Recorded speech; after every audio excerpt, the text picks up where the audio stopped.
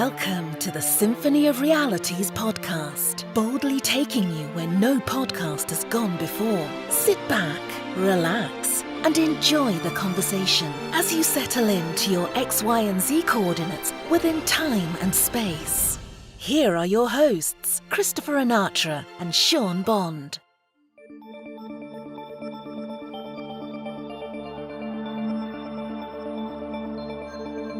Hello, everyone, and welcome to another edition of the Symphony of Realities Podcast. Today, I'm with my co-host, Sean Bond. My name is Christopher Anatra. You know me as the Quantum Businessman, and we have a very special guest today. His name is Arkheim Ra, and you'll be introduced to him in just a moment. But before we do that, I'd like to remind you right now, everything. Catch a magic moment right now. Your power is in the now. And as I always sing at the end, dream on, dream until your dreams come true. So thank you, everyone, for watching this. This is going to be a really fascinating podcast for sure. So, Sean, how are you doing? Hey, I'm doing great. Sean Bond of PsionicLeague, and we're going to have a wonderful, interesting, fascinating, expansive journey today. Thank you. Put your chairs in the setback position, get relaxed, and enjoy the ride. We have on today Arkheim Ra, an MKUltra survivor that has many things going on that he will do better justice than me.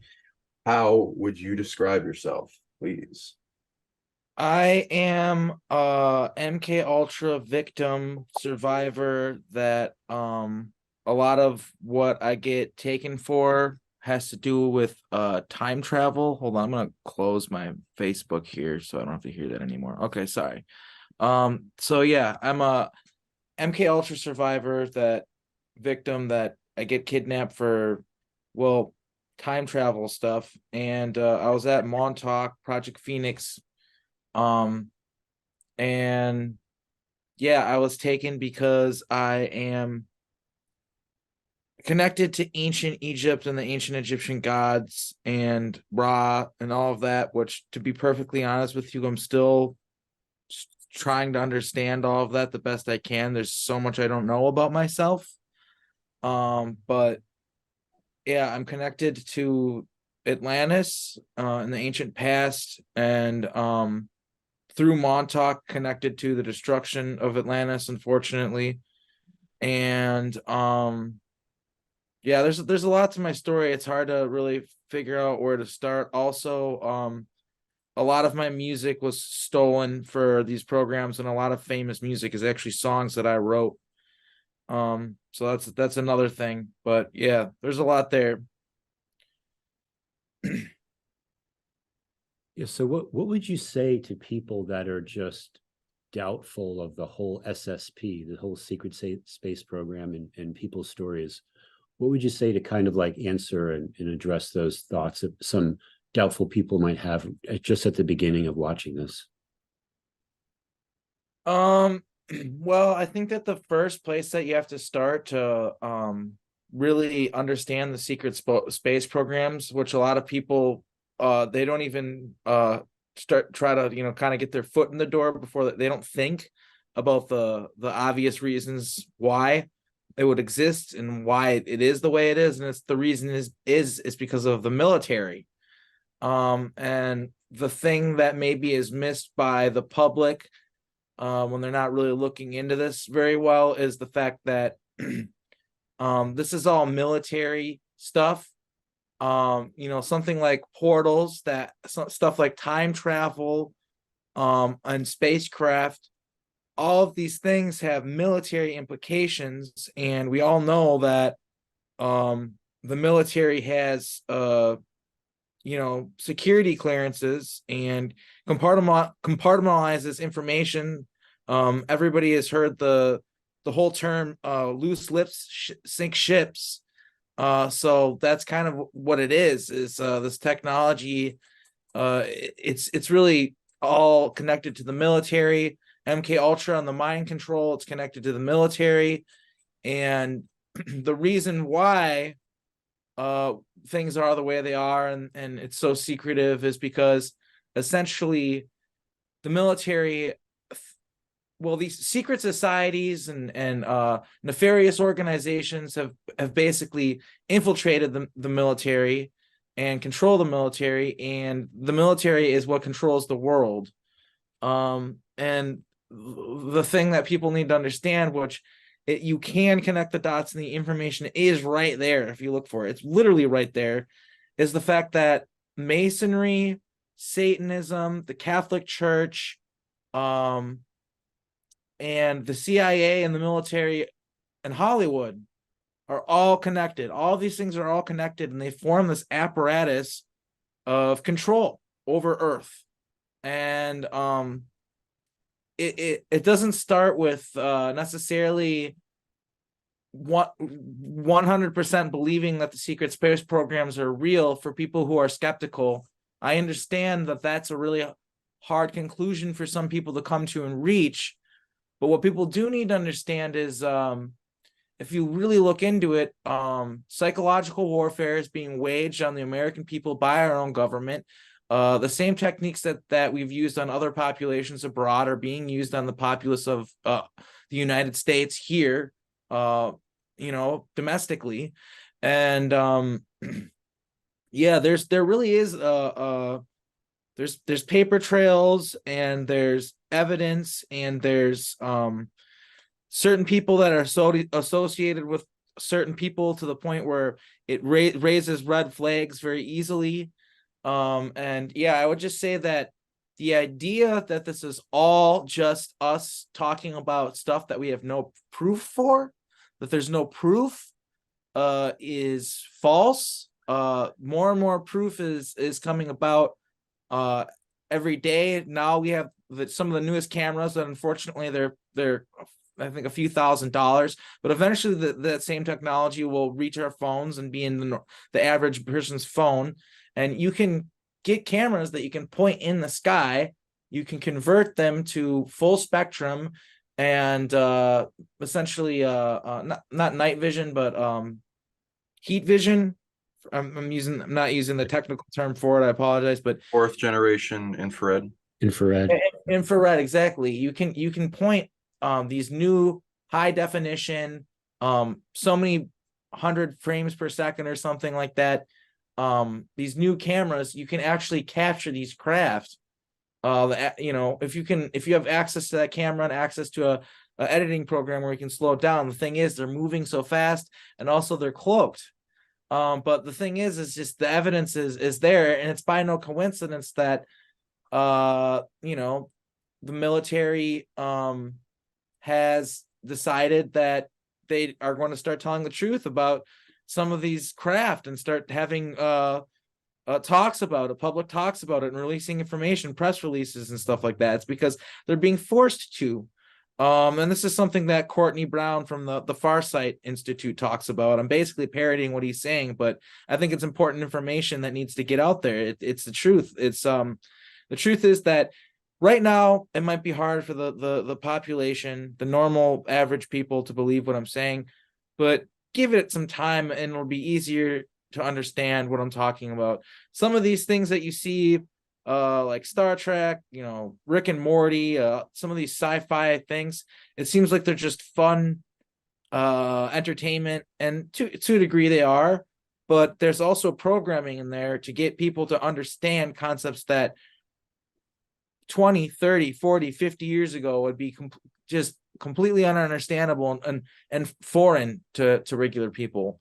The idea that multiple realities exist, that ET exists, and all these things, it is being spoon-fed to us because we were at a point where we just wouldn't have been able to assimilate that information.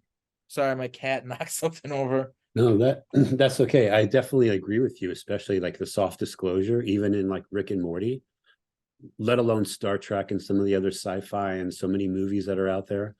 The way I see it too, everything is either truth or a distortion of the truth, but the truth is there for you to like figure out what's what. Yeah, and it's hard to figure out what is literally, the military infiltrating and its disclosure, and what's just maybe these people channeling something or just coincidence, but the reality is the military controls the music industry, the military controls Hollywood, and the military controls basically their goal is to control your mind. And right. That's why I'm public, is because I know how dark and deep and bad it gets. I've seen the worst of that. And I'll add one more thing to the proofs that the military and time travel are real and are happening in the form of Mandela effects. And we'll talk about this a little bit later, because there are specific Mandela effects that when I tune into it, you can see that it was something that the military did, whether it was United States military or a Chinese military, etc. So we'll talk about those in a little while and get your opinion on that. But thank you for sharing all that information. I think it's giving everybody a good idea about the things that are going on in our reality that are hidden from the average person, right? Yeah, essentially what we have is an esoteric society that exists within plain sight, with symbols and stuff that they use to communicate with each other, and all sorts of different things that are programmed into popular culture and stuff like that they use to communicate with each other, where the rest of us are clueless. We don't understand it. And this is something that they've been doing. They did even in ancient Egypt. It's not new. It's something that they even did back then.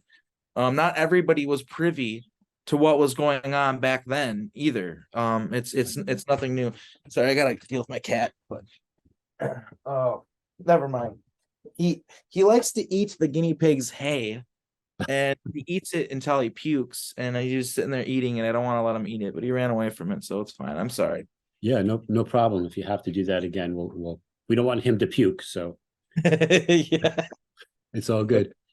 John, do you want to add something or ask a question at this point?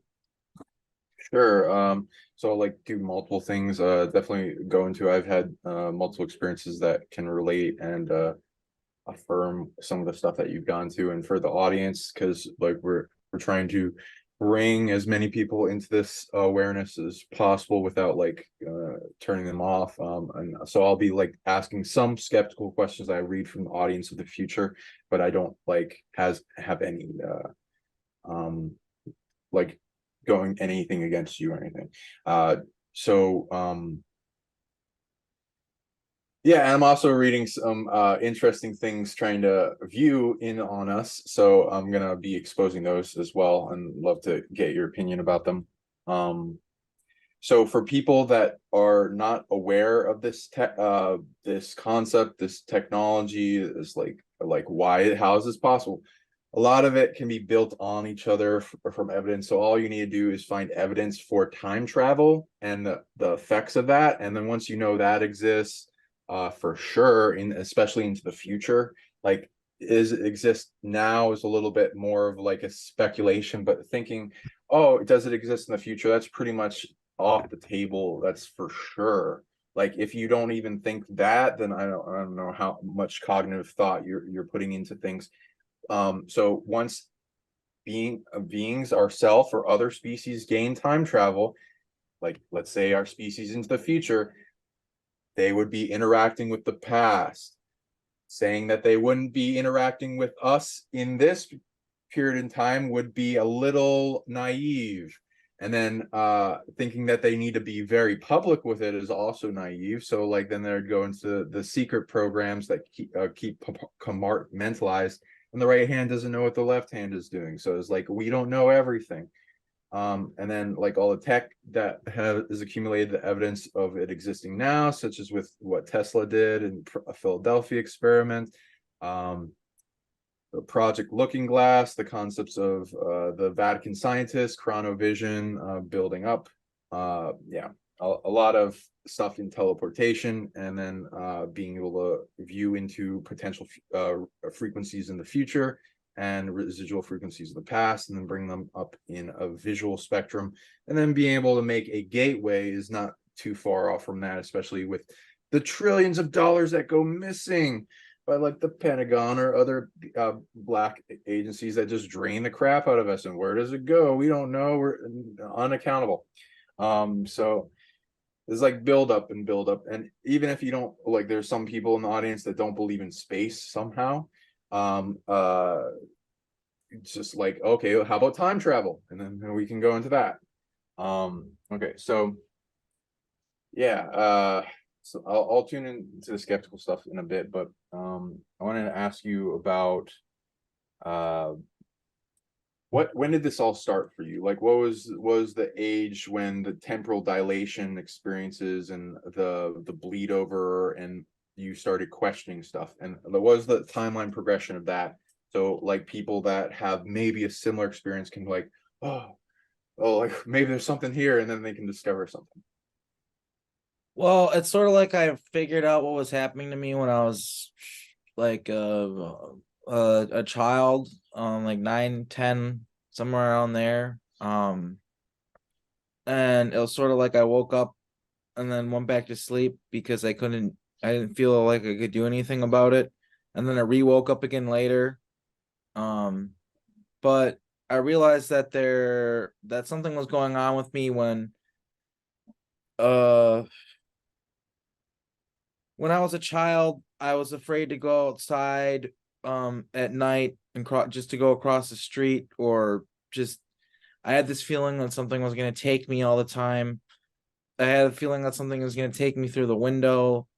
I was really afraid of this, and I saw a flying saucer at one point, and I did this whole automatic writing thing because I heard that it can help you get back suppressed memories.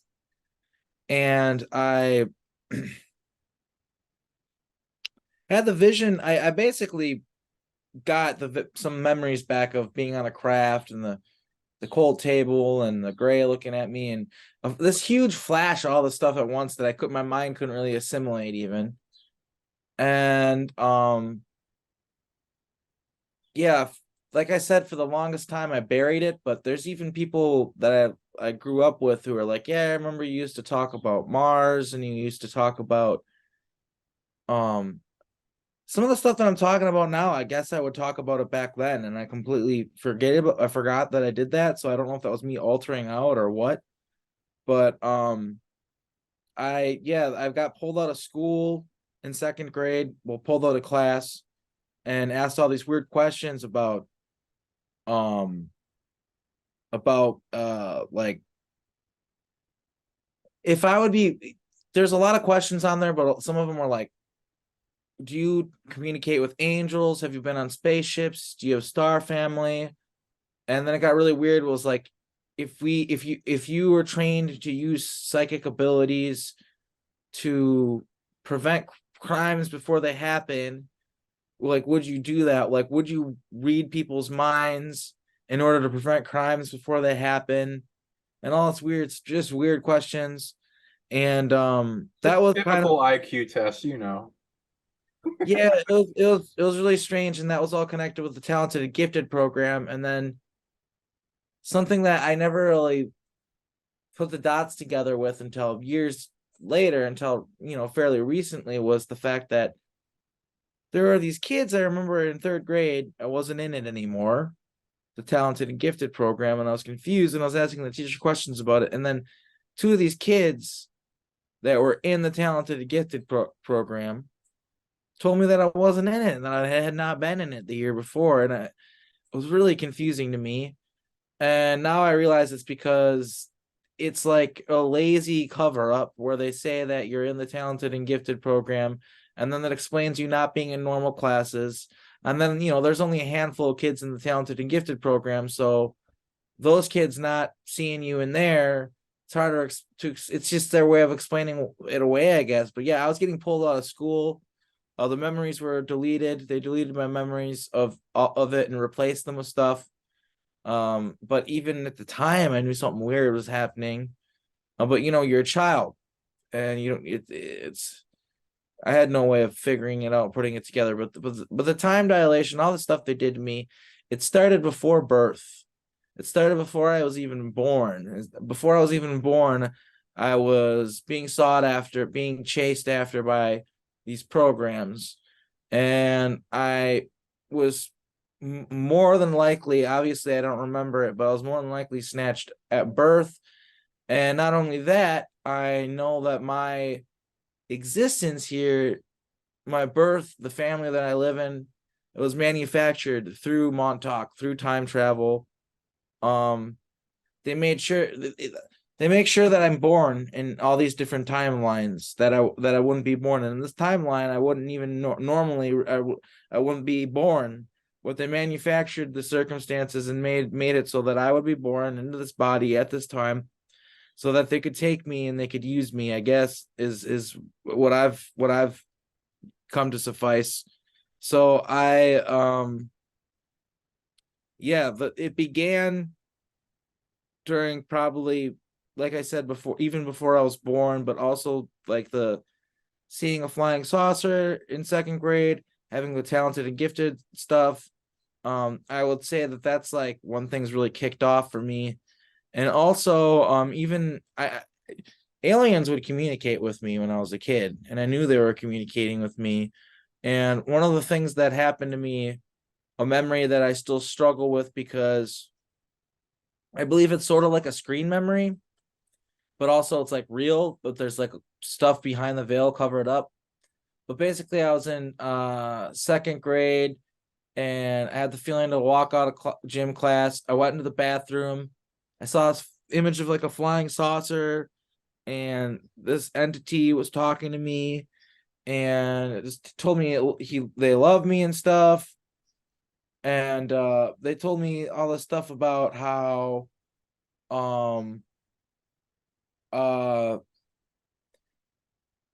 this place is low vibration and it will try to bring me down with it, and that they're gonna try to program me, and don't fall for their tricks. Basically, kind of telepathically, it was all telepathic. They just kind of showed me the way, like in this world, people are all trying to take advantage of each other. Like it's like a big commercial, like a big casino or something like that, is kind of what he showed me, and just how silly that is, and how kind of pathetic it is, and just like, don't get drawn into that.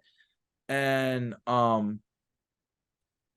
it said that the darkness, don't go down to the path of darkness, because the darkness, you'll get so low, and then you get to this place that you can't get out of, but the light is limitless and all this stuff.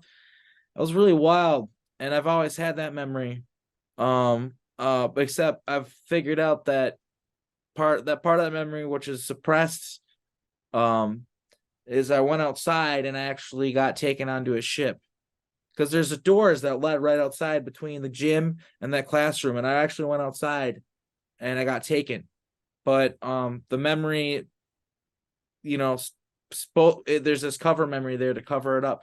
I was in hypnotic regression at one point and actually sat in that memory and realized that they took me. But sorry, I'm going on a tangent. That's okay. I want to ask you a question, because you used a couple of terms I wanted you to explain. One of them was you said altering out. So like alters, altering out. What do you mean by that? How can you explain that to our audience? Okay, so in these programs, these MKUltra programs that take people, what they do is, when you're a child, through sexual torture, they, unfortunately, I mean, sorry, it's dark subject matter, but it's just, I don't know I can't beat around the bush. I just have to say how it is. They create splits in the personality. So basically, if you're going through intense enough trauma, what your mind will do is you'll cover up what happened to you and the memories of that by creating a whole new you, a whole new personality, a pocket personality. And it's dissociative identity disorder, essentially, is what they do. They create that on purpose. It's multiple personalities inside you, and those are essentially codes, save files inside your consciousness that then they can then access at any time, and they can use those alters in in different ways. They can program them to have different personalities that suit different purposes, and to have different talents to do different things. And they can access these altars through activation codes, which are very valuable and people will pay money for. And through these activation codes, they can pull you up at any time. They can throw you in a clone body, or they can use your original body if they have the right technology. The Germans like to use your original body, and they don't like to use clones for various reasons. But for other reasons, some agencies prefer the clones, and they think that's easier. But essentially, they can insert those altars that they create, those personalities, those people, those other versions of you that they created, into whole entire lifetimes within your lifetime. And you are the source code. You are the first version of you that they copied. They have clones of you, different versions of you, but all those different versions of you are inside you, and they're connected to you, and they are you. The goal for us in the community who understand this, who have altars, is to integrate them and make it so that we are whole again, and that we aren't these multiple personalities, but we're one personality. Because this is also a way for these groups to take our energy, because we are ancient, powerful beings. They take our energy and spread it out thin. Because there's all these different versions of me throughout time and space, my source code is weaker than what it could be. And also, the more powerful versions of me are in the programs. I have these abilities and stuff like that, but they're locked away through programming. And my cover altar is programmed to not understand how to use my abilities. And not only that, I have altars that are inside my mind that are programmed to stop me from accessing my other altars. Like, there are altars that are inside my mind that aren't necessarily people, but they're programs that are like referees inside my mind, stopping me from accessing certain information. And essentially, me getting memories, and me having my altars come forward and taking me over, like in the here and now, and talking to people on shows like this and stuff like that, that is the programming breaking down. That's not supposed to happen, and it's happening all over the place right now.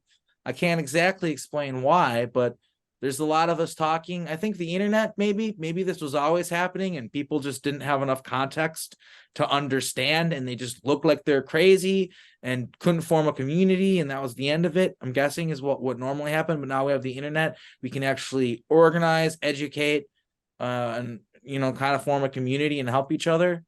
But yeah, essentially it's multiple personality disorder or dissociative identity disorder, artificially stimulated by military industrial complex organizations to turn people into weapons.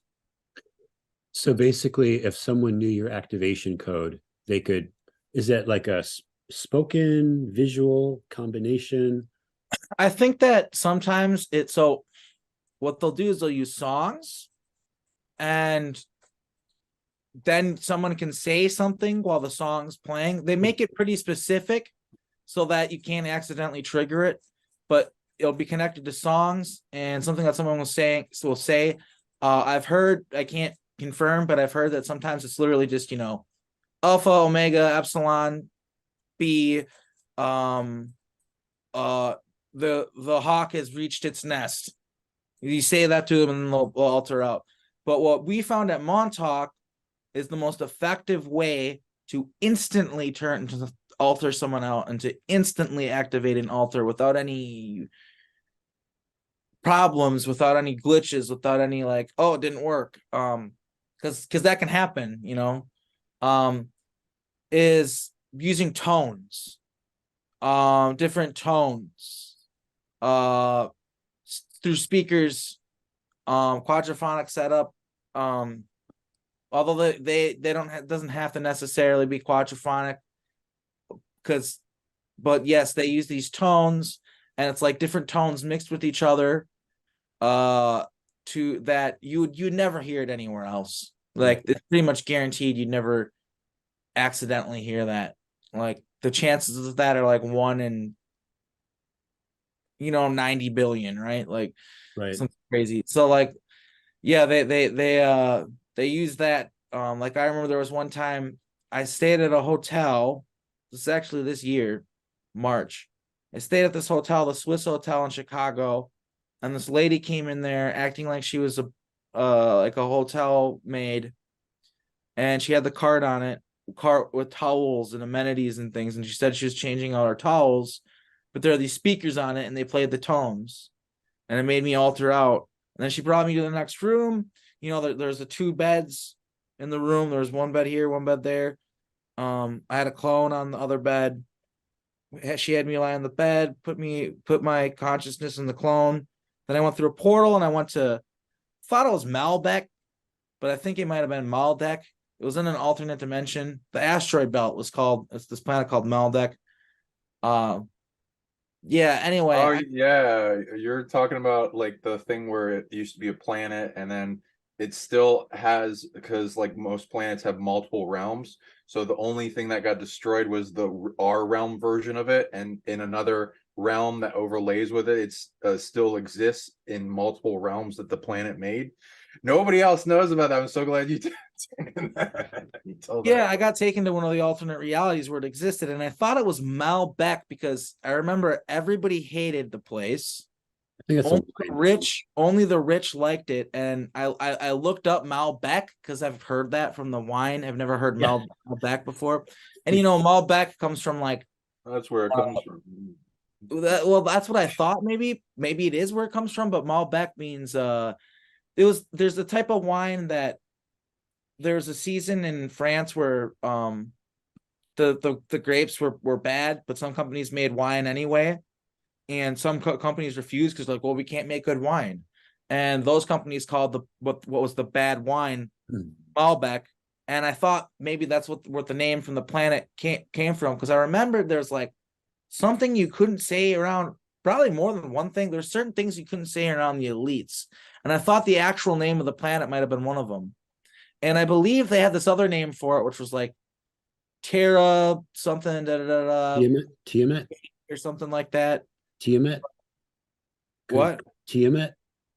No, it was something like Terra, which just means earth, which just means land, basically, which doesn't necessarily mean like earth, like Gaia Earth, but it just means like land. And Terrans, humans are considered Terrans. Everybody in the galaxy calls them Terrans. So I think as an outpost, it was called something else, Terra something, blah, blah, blah. Like it was like Terra Epsilon and some numbers or something. I can't remember specifically, but it's also called Maldek. And I'm pretty sure like that was more of like not the official. I don't know. It was weird. The memories aren't exactly clear. I only remember the first day of me getting there. That's all I remember. That's all I remember clearly is the first day of me getting there and hanging out there and meeting this guy that I was hired mercenary for him. That's all I really remember about it. But I do remember, yeah, the Malbec. It's word. When I found out about Malbec, I was like, maybe that's probably what it is, honestly. And then, Sean, you're just saying about how you've already looked into it, and there is this version of it that exists in other timelines. And yeah, that sounds right. It was a factory planet. They just build stuff there. The people that live there are miserable. They're basically slaves, and the rich lived in zeppelins. They lived in zeppelins that floated over above everything, so they didn't even have to interact with the surface. Wow. Yeah, that's so interesting. One thing too, like while you were talking about, like we're talking about activation codes and music and tones, Sean, do you remember us talking about how, like, even in cartoons and some of the music, like merry melodies, it could help ground, like if someone was in one of these programs, it could help ground them back into this reality and help use Looney Tunes and stuff like that to program us at Montauk. They had this room full of TVs on the floor. They're just literally tubed. It was like so lazily put together. It was just those old like tube TVs all over the place on the floor in different places.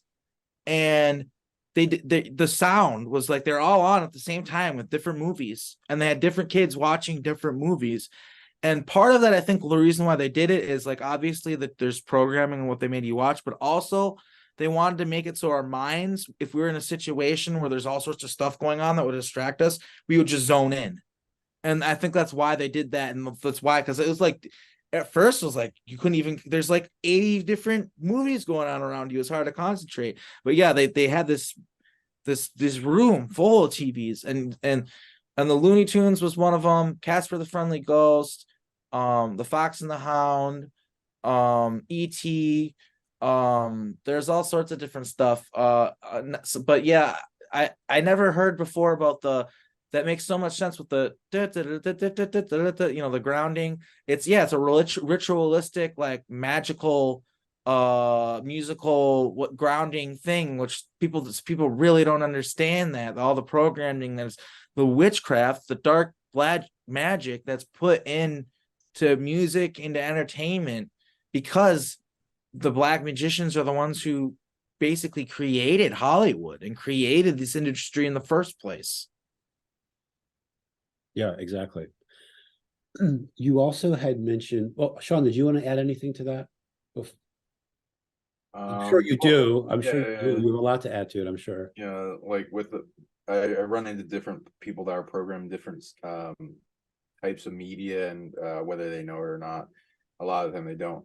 But some will acknowledge that there's a program that they're under, and like the tunes with their life path, and the kind of like they're programmed to be their own handler kind of thing.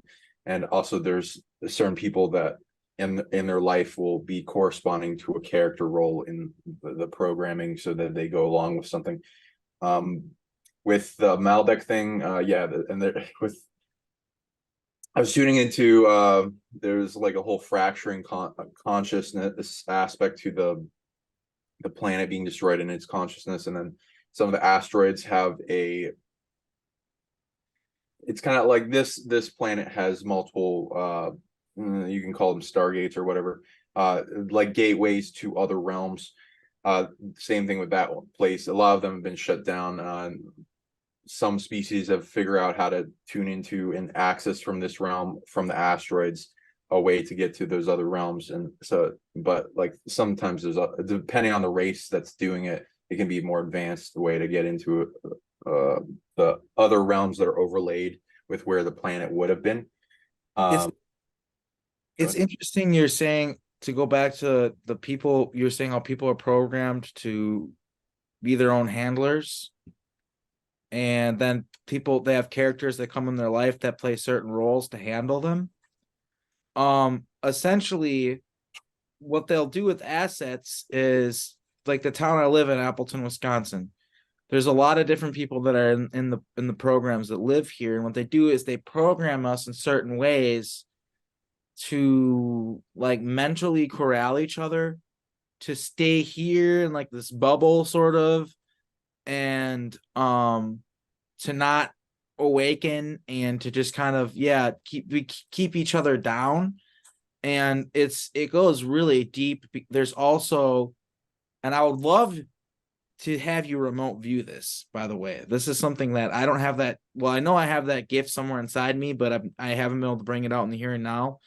But there's a facility underneath Appleton where they're wearing all white, and they have copies of all the assets, and they use the copies that they have of us down there as voodoo dolls to control us, how we're feeling, what we're going through, and what we have going on in our lives. Essentially, they use literally, instead, because imagine that concept, like, the concept of a voodoo doll, like you get a piece of someone's hair and whatever, and you make this thing. Well, what if you literally had a copy of that person? Yeah, I see that. Appleton, what state? Wisconsin. So that's where you grew up? Yeah, and I believe it'd be weird if it was somewhere else. This facility has to exist because I have such hardcore memories of it. I believe it's underneath Appleton. It's pretty deep down there. And like I said, they're wearing all white. white jumpsuits. Everything's all white down there mostly. And then there's a red room. And the red room is where they torture people. And then there's an observation room where you can watch the people being tortured. And they call it the red room, of course, because the place is so white. But this room, the red room, there's blood. Blood has stained the room. And then there's also a red light, and I think maybe a red door to the red room. And that's a thing with these people, is red doors. I see a red door and I want it painted black. Yeah. So I don't know. I'm interested in, first of all, I gotta warn you, it's probably very dark to remote view that place, but I'm interested in what you see. Yeah, I do. I have various types of remote viewing. If it's like a really overwhelming kind of place, I do it very detached. Do kind of sense the area. I'm gonna try to hone in on the exact location. I'll let you know in a little bit. Just to give also credence to some of the stuff you're saying, evidence at least for what's coming through with what is trying to view in on us and attack us. And I had tried to stop this before. A lot of time I try to interview super soldiers and they get attacked right before the show, and like fucking talk about that. Hit with this wave of tiredness, and I overwhelmingly wanted to take a nap, but I fought through it. And obviously I'm not going to take a nap when I got an interview to do. But yeah, it was bad. I got so tired. It was weird. That will have to do with a draining attachment to an altar you have in the center point of your solar plexus that's attempting to come in and influence, but then the ego aspect of you is the defense mechanism. Survival is trying to prevent that, but prevent it from going deeper, but it inflates with self-defeating programs, so that gets overwhelming, and then it starts taking energy from the solar plexus because the ego centers in the solar plexus. And then so I'll track back where the altar was made as well, but it's a attachment that's acting like a handler. So for the things that were trying to stop us,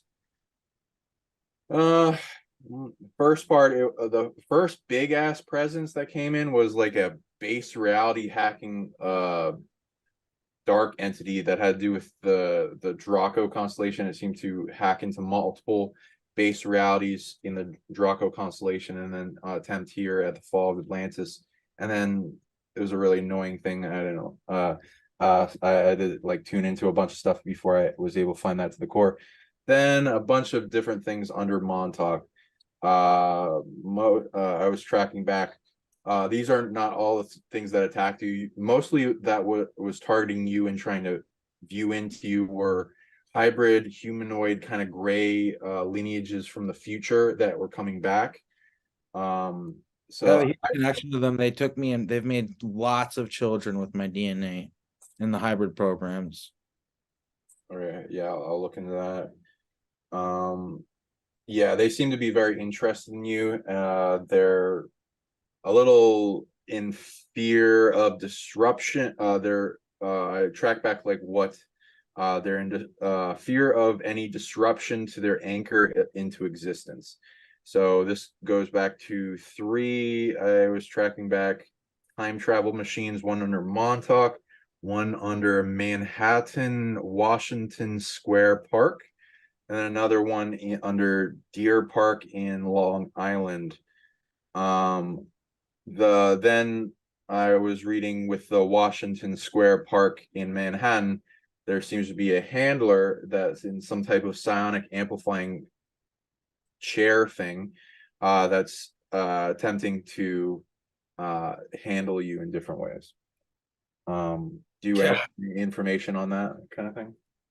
Yeah, I felt that presence. They'll look through my eyes and stuff like that sometimes, and I've been wondering who that was, because I know that the trip chair can do that, and that's what they're doing. We call it the trip chair. What you're talking about, the psionic amplifying chair, the thought amplifying chair, it's a trip chair. Yeah, I always assumed that it was maybe me from the trip chair back in through time, or somebody else from Montauk, but they're in the here and now doing this? Like, Yep. Okay, that's very interesting. They have some type of anchor to monitoring you. Mostly through altars. There might be implants, definitely energetic implants. Like it I have like a thing where I heal targeted individuals and get rid of their targeting and increase their camouflage. And there are some things that are anchored in the time that like your higher self is involved in, sees a benefit to some of the shit that you've been through in the different timelines. Some of the abductions don't need to exist at all. They're just all negative, and those ones you can completely reject. But also some of them are like a lesson to help unite and awaken and teach people in the communities, and out of the haze of this matrix. I can like go over a little bit into that. A lot of it goes into like healing altars, integrating them fully. The big ones having to do with MKUltra is a really resilient negative project that keeps coming back, even for people that have put a bunch of effort to trying to stop it or disconnect from it or whatever. I have like one that like keeps trying to attach to me at age 5, having to do with a trip that my grandparents took me to the Pinocchio Mountains. Poconos. Poconos. The Pinocchio. Pinocchio's Pocono Mountains. Right. And there's like a water park there or something that like scans every fucking kid that goes into it, and then marks them for possible abduction later on.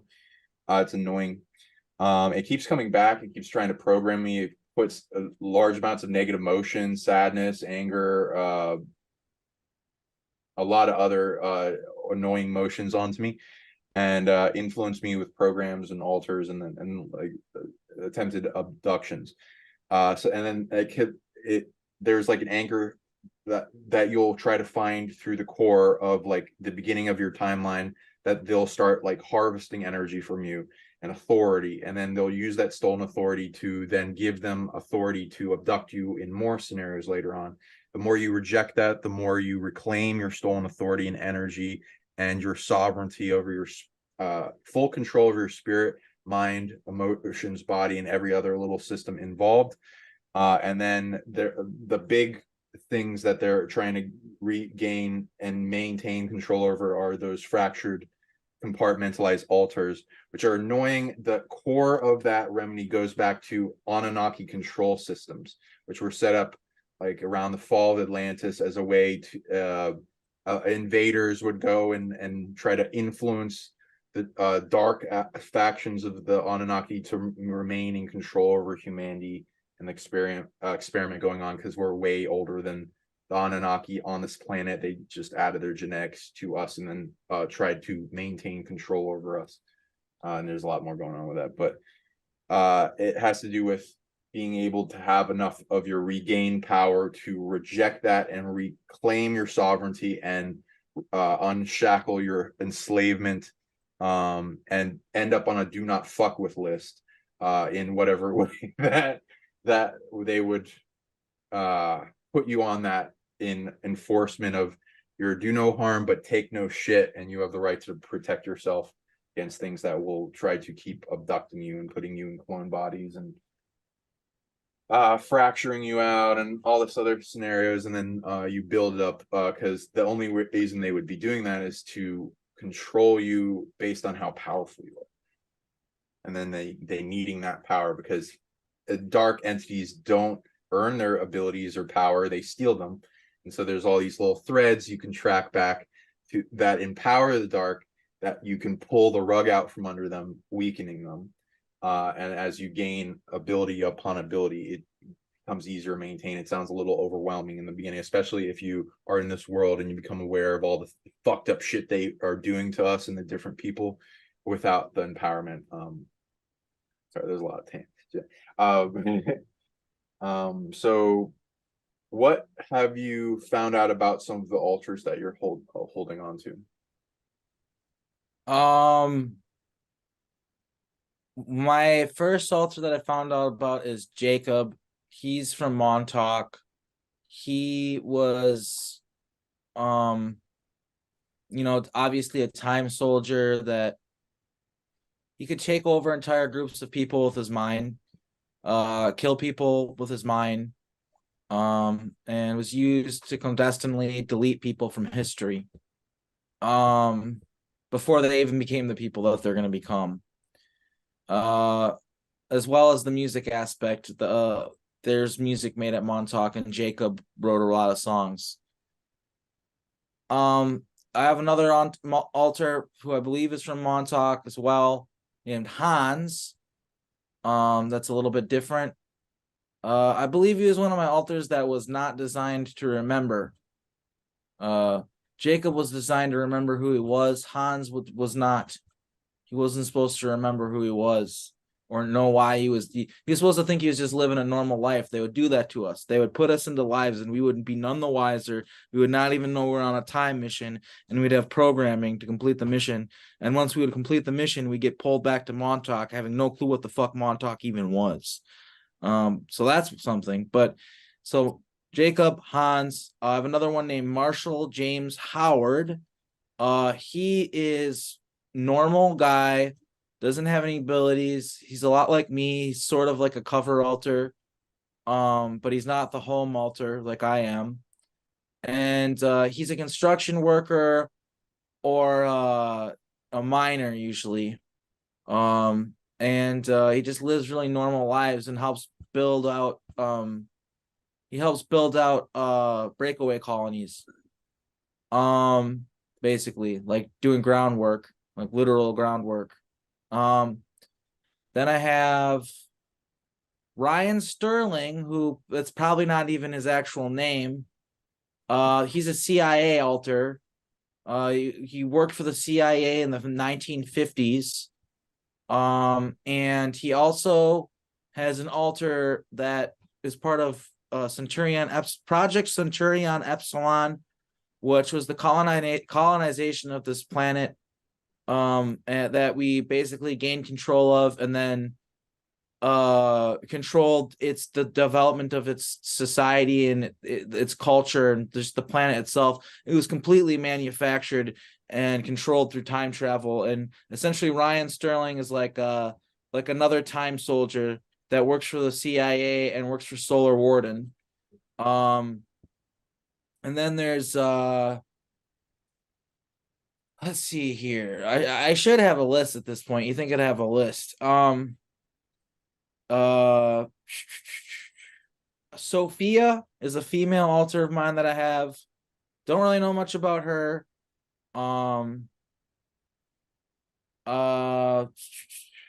Let's see, Ryan Sterling.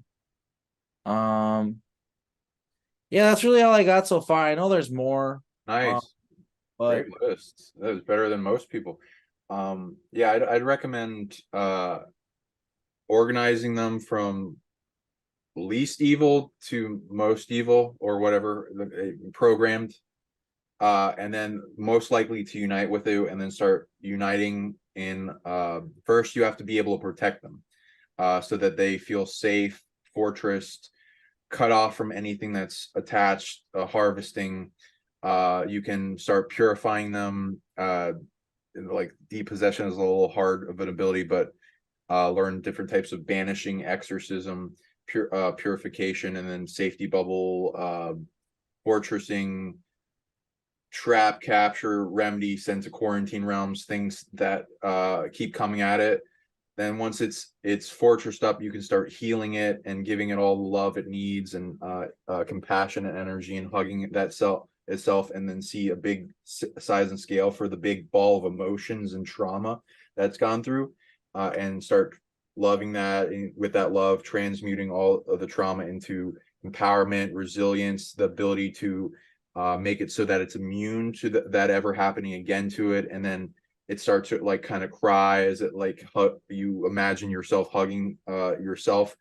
And then once that shrinks all the way down, there'll be like I use a distancing factor to represent how far away it is from wanting to fully unite with you. It usually have some programs in like, oh, I'll stop existing, or I'll fade out, or something like it has a fear in it about that. And if you like, oh no, you're actually getting the best of both worlds, we're coming together, we're full empowerment, you gain access fully, and you get to add your voice. It's like a multi-headed positive hydra aspect of your super abilities once alters come back together in empowerment, and you giving it all it needs in love and healing, and making it feel safe to where it's not going to fade out of existence as it merges and comes to fullness with you, and then you start healing up the seams and the cracks, and then it becomes one of the major super altars that, like,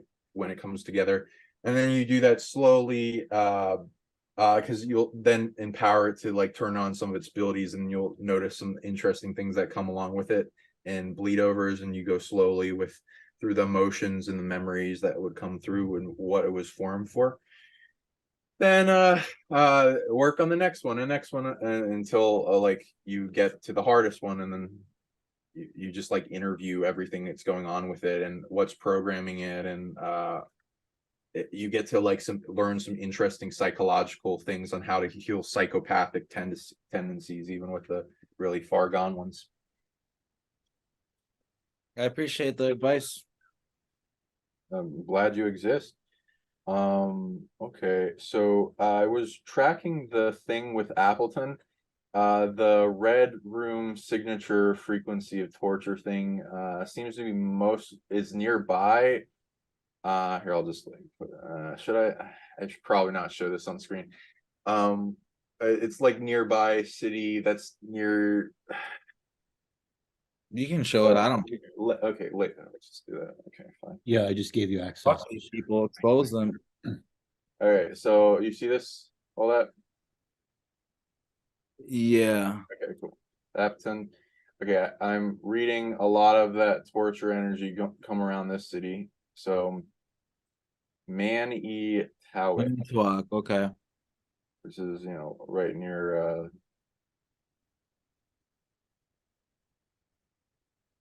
these things going up down here. This Milwaukee, so it's right below.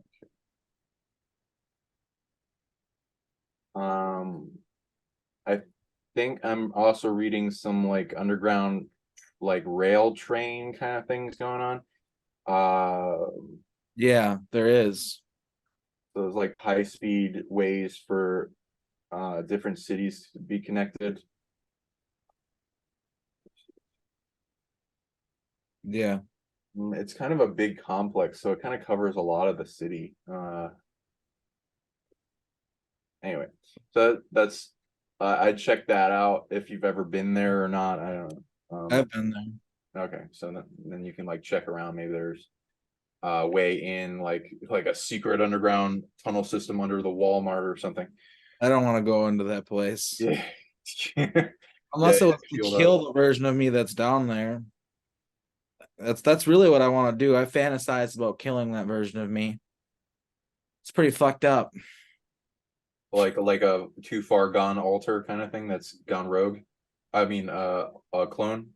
Well, that's one of the ways that if you have an alter that's literally alive, and being used, they do have to kill themselves in order to assimilate into you.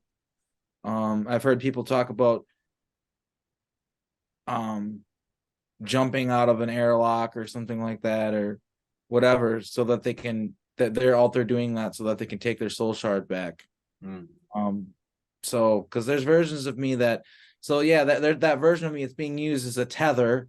It has a cord connected to me which controls me and manipulates me, and that version of me is not living a good life. I'd be putting myself out of I'd be putting it out of its misery by killing it. I fantasize about killing that version of me, and it's pretty fucked up, but it would be just really nice to do, because I really don't want that version. It's an abomination of nature that shouldn't exist, is what it is, that version of me. Gotcha. I understand the concept. With what I would read off you, I'd say you're 1 out of a billionth % of your soul that you're born with this life. So that will go into some credence with you being fractured out. So you can like go into where is it going?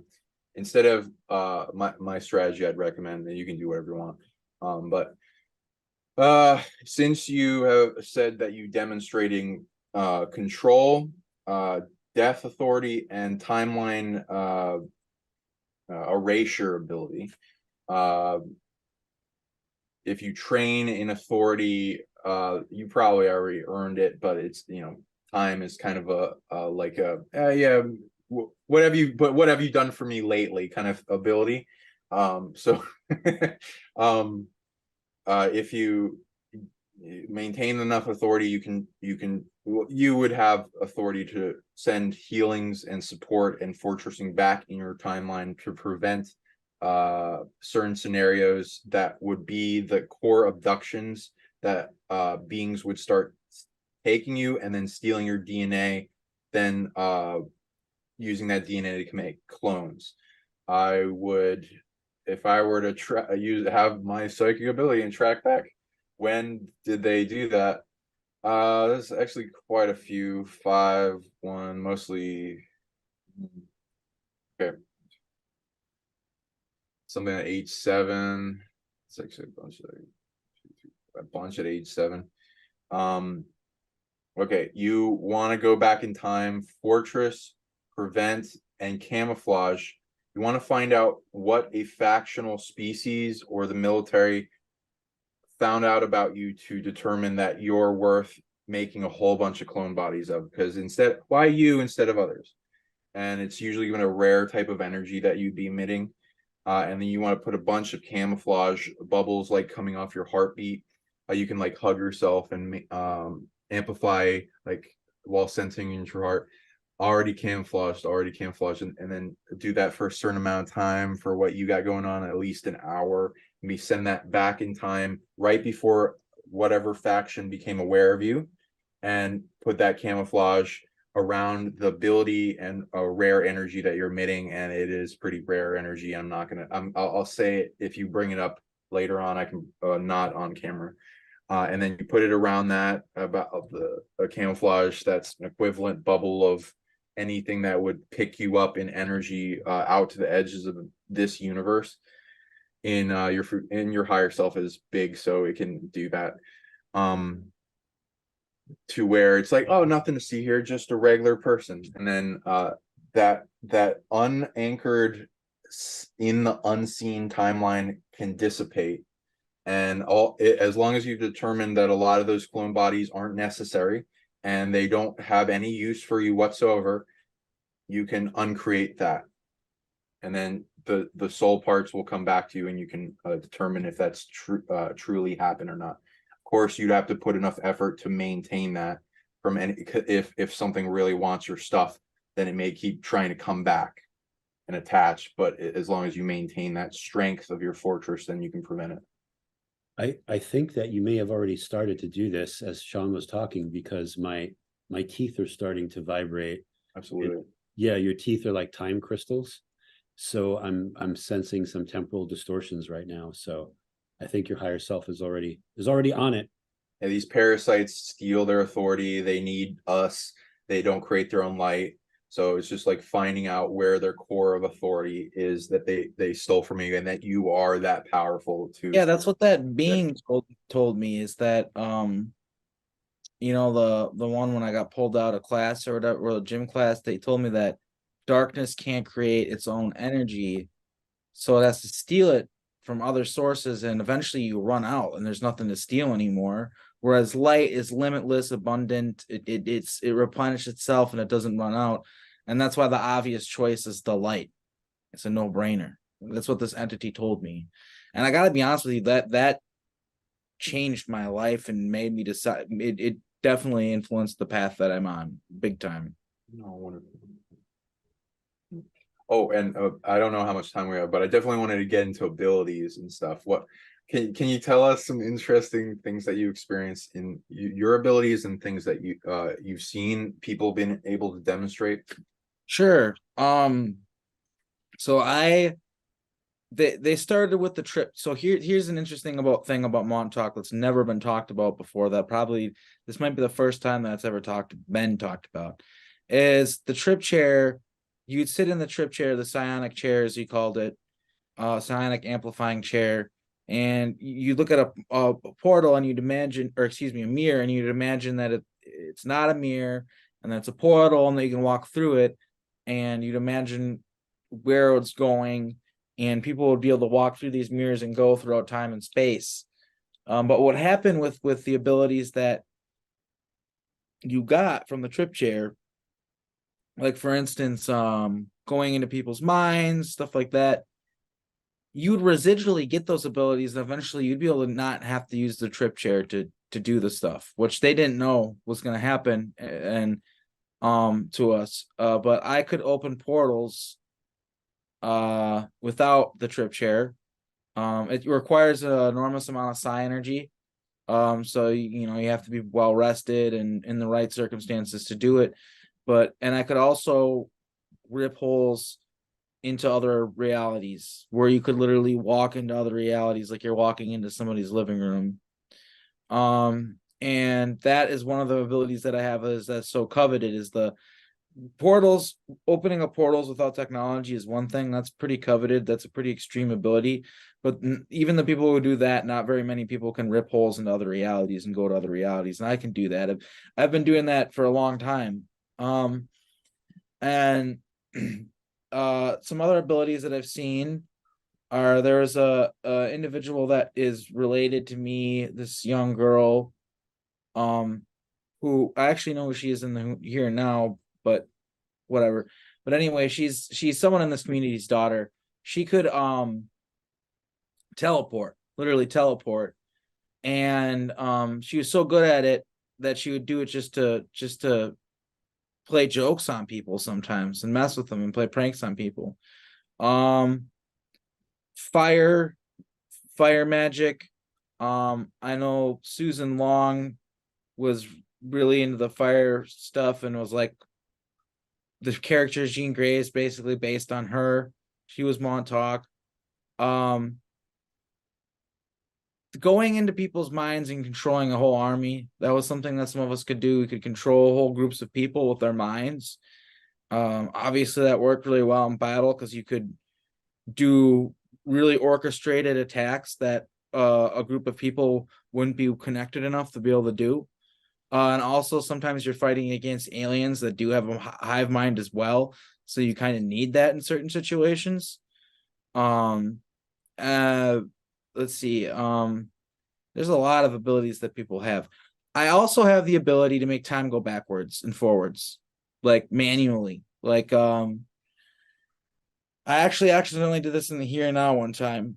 And so and it was accidental. So but yeah, I had the ability to. I remember there was a certain situation where I got into a battle and I saw the fire coming at me from the explosion, and then essentially, and it's like a self-defense mechanism, I guess, because I witnessed everything rewind, and then I got back to the moment where we were about to go into the situation, and I said, "Wait a minute, soldier, stop!"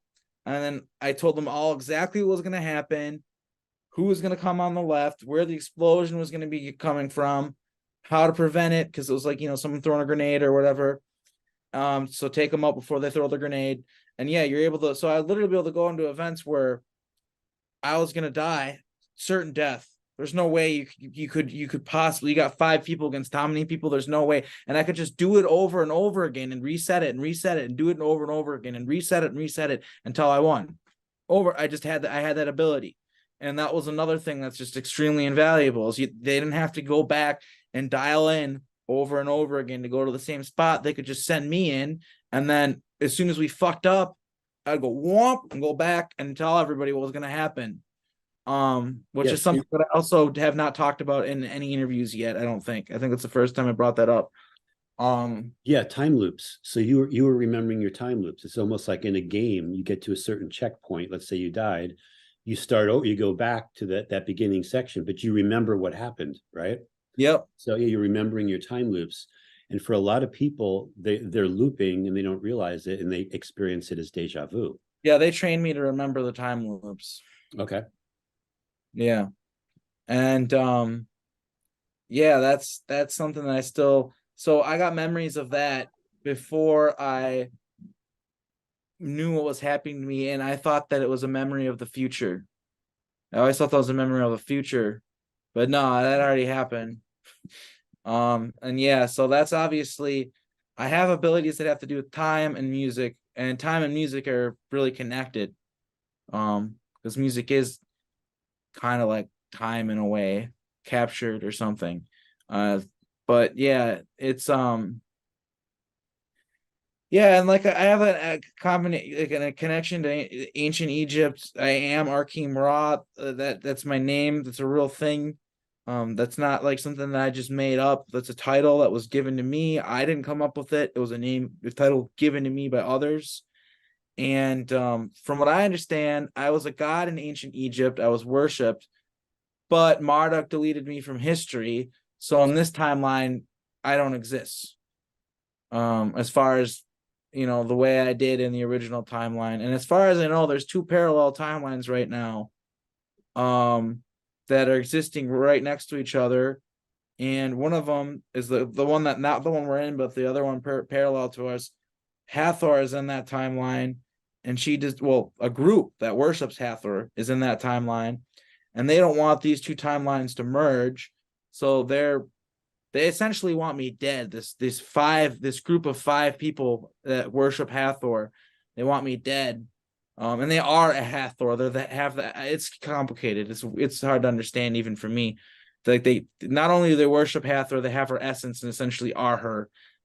Maybe. I don't know if I'm explaining that right or not, but that's kind of the way I've seen people that have done rituals like in the Egyptian priest class in ancient times, like with the fall of Egypt, that have captured big amounts of soul parts of gods and then turn them into their own false god version, and then use that to dominate people and places of worship, and use that history and the stolen authority for like flipping love, which is Hathor, the goddess of love, and inverting it. Same thing with a bunch of the others. So that makes sense to me, what you're experiencing.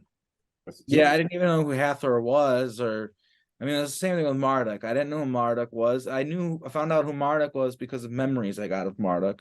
Same thing with Hathor. I found out who Hathor was because of not memories that I got of her, but my alter Jacob telepathically just hit me up recently and just told me what I just told you now, that there's this group from an alternate reality parallel to ours. And he said what they are trying to prevent is our two timelines are going to merge soon. They're going to become one. They don't want that. They want to be in their own timeline. But that happens. Timelines will merge and become one timeline. That's going to eventually happen far off in the future. Our timelines will merge, and they don't want the merge to happen. And another thing that she doesn't want to happen, apparently, which struck me as good news, because if she's freaking out, it must mean that we're on the verge of it, is he used the exact term, the shift. She doesn't want the shift to happen. Which I'm assuming means the ascension to 5D. I'm not positive, but some sort of shift is supposed to occur, and not that long off in the future, in the grand scheme of things, at least. And yeah, apparently Hathor does not want these things to happen. And I'm guessing, I don't remember myself, but I'm guessing I do want those things to happen, and that's why she's trying to circumvent. And also, I was told, because I usually would keep my car doors open because I don't keep anything in there, and I drive a crappy car. He told me to lock my car doors and to never leave my food or drink unattended, no matter where I am. He said that they'll portal into the room and they'll poison my food. And I said, well, why don't they just literally just kill me? He said, because they're cowards, because you would get threatened, you would alter out, and you would kill them. And they wouldn't be able to get to you because they're cowards. They have to resort to a way where you don't know to defend yourself, so you can't defend yourself. So yeah, he told me to watch my food and my drink, and to not leave my car doors unlocked, because they'll try to put stuff in my car or try to sabotage my car. So yeah, and it's this group from an alternate reality apparently that wants me dead. Interesting. And you went into time loops. Chris and I are going to go into that in a greater amount, probably on a show coming up. We've tuned into like these abilities that are used both positively and negatively. The dark seem to be using them to harvest resources and then come back like the grays that I'm reading that are targeting you. Like they're, you know, like the Zetas lore is that we're a version of them from the past, and they offshooted from us and went out into spacefaring, cloning, lost their ability to breed, and then like, oh shit, and their cloning start acting up, so they come back, add their genetics to us, keep that going, and try to maintain an Illuminati-esque kind of control system, try to maintain what they see as what would bring about their timeline in the future. And there's multiple factions of those, and they're all fighting each other a little bit. And then there are also a bunch of other gray factions that went out in different places of the universe that are doing the same thing, that I'm reading, interested in you. And then so they, in that loop, that can harvest resources. In the positive, it's to prevent destruction events and maintain the best possible outcome for timelines in individuals, whole groups, the whole realm, the planet, and Earth grants these authorities to various individuals that are like champions. I saw the most amount of them being used at the fall of Atlantis, and they kept being used until a certain outcome, and it was just, some of them are just so hard to maintain that outcome that they had to give the people that were involved memory recall of the previous timelines to get and with invaders that were trying to outcreate them. So each time they redid the time loop, there would be a little bit changed, so they had to outcreate that too. And there's various iterations of the ability that would range from like knowing and not knowing, and like deja vu concept. So I'd say there's evidence for this ability, and it's rare, and there's a lot of people that have been when you take on the role of this, you become very traumatized and you have to heal a lot from it, but it's worth it in the end, and for the people and yourself, the planet that you love. Chris, do you want to say anything on that? I don't, but I did, if it's a good point, I wanted to take the conversation a little bit sideways and just talk about Mandela effects, time travel, and things like the Civil War. Go for it. So yeah, so if that's cool with everybody. So there is an example of what I was tuning into to be US military time travel that involves the Civil War. So this was something that happened in Mobile, Alabama on May 25th, 1865. It was one of the largest explosions in United States history, perhaps the largest explosion. It was about a month after Abraham Lincoln was assassinated. There was an ordnance depot in Mobile, Alabama that exploded, and nobody knows the reason why. But what was happening in Mobile, Alabama at that time is that it was very prosperous because of the cotton trade. And people that were living in Mobile were almost feeling guilty because, you know, the Civil War hardly affected them. And then all of a sudden, this ordnance depot exploded and killed somewhere between at least 300 people instantly to thousands of people instantly.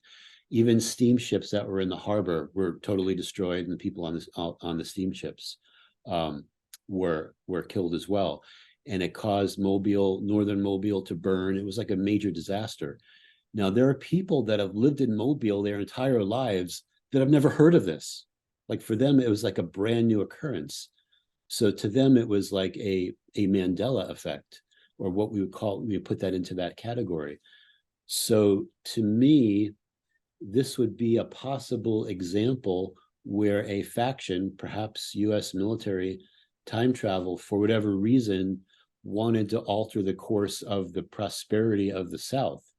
So Arkheim, I was going to ask you, do you have any input about US military, Civil War, those type of things, and why they would want the North to win versus the South to win. And Montauk did alter the Civil War in the original timeline. The South won. yeah, But what ended up happening eventually was America became very poor. A lot of people didn't want to deal with us because of the whole slavery thing. Even during the time, it was looked at as not a good thing. Slavery was not. A lot of people thought it was bad. People always say, "Well, the times." No, it's always slavery's always been bad. We've always known it's bad. But yeah, we changed this course of history so that we could so that the United States would have more power in the future, because through the events of the Civil War, eventually the South winning essentially weakened the United States is what happened. It ended up not becoming there were events that occurred, history came out in a way where surprisingly enough, the South winning the war was a detriment for us. We went back in time and changed it. We went back and told George Washington who his enemies were and who to trust, who not to trust, and all sorts of stuff. And I don't have any specific memories of this whole Mobile, Alabama incident, but I can only imagine that it's connected to Montauk. what's your whole feeling about like the whole concept of Mandela effects in general?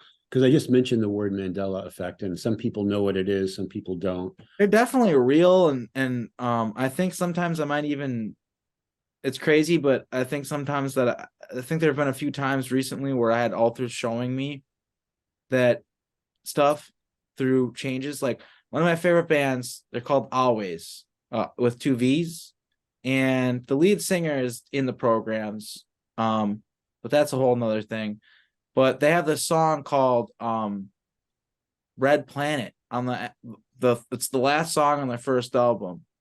A year and a half ago, that song didn't exist. That song wasn't on their album. It's a Mandela effect. And to me, that's some sort of nugget that I left myself, like a clue. Because it's also literally about a 20 and back on Mars. If you read the lyrics, that's literally what it's about. Interesting. Okay. Have there ever been any other types of Mandela effects that you've noticed? Because they affect everything from like pop culture to geography of the earth to famous art to the anatomy of the body. I do remember learning about Mandela dying when I was a kid. I remember learning that he died in prison in history class, and then all of a sudden he was alive, and that was kind of confusing to me. So, the literal Mandela effect, yeah, I'm an experiencer of that. And then of course there's a lot of the stuff with like Disney and stuff like that. The Tinkerbell with the wand putting the eye on the top of the Disney that never happened, apparently. Right. I'm trying to think of some major ones that I've noticed that maybe haven't been pop culture, like people haven't noticed it. I'm trying to think, because I know there have been a few things that I've noticed where I'm like, huh, and probably nobody else would, or very few other people would notice it. Yeah, you'd be surprised, but I feel like people are becoming more observant of time and the timelines, and raising their frequency and understanding. Well, yeah, we got a movie like what is it, Ant-Man, Quantumania, and then you got all these Marvel movies that are all about all these different timelines and stuff. They're literally training the freaking idiot population to finally be able to fucking understand these concepts. Yeah. I shouldn't talk so disparagingly about the population of Earth. It's just sometimes they can be so disappointing. It's like the truth will be right in front of them. They'll just be like, duh, and like look right past it. And it gets a little old after a while. But I don't like to talk shit about a whole entire species. It's kind of not our fault in a lot of ways. We're being messed with by all these ET groups. So yeah, there's that, and there's also the concept of the NPCs, the non-player characters. And here's my opinion on that: is any non-player character that's out there can become a player in the game, I think. And I just think that it's almost like be careful throwing around terms like that, because every person matters. And even people that have been trained to be just like drones, like their existence matters, their life matters. Maybe their existence doesn't affect the timeline, like certain people have more weight in the timeline, and what they do it changes things. We figured that out on Montauk. That's one of the reasons why it took me, is because they have this huge weight apparently, and some people don't. Some people they could any decision they make in their life, it's not going to change shit. It's not going to change the timeline. And those people's lives are just as important as mine, in my opinion. They're just as important.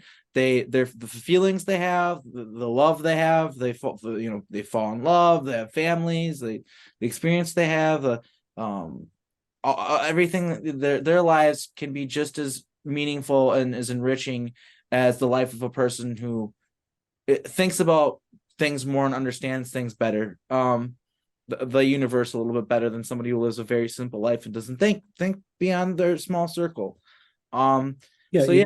I just think that term is like, there's a truth to it. There are people who are kind of just guided along, they're not thinking, and it's like they're non-player characters. But also, I don't want to be disparaging towards people who haven't woken up yet, because I mean, everybody has the potential to be jostled awake. I feel like even the most asleep.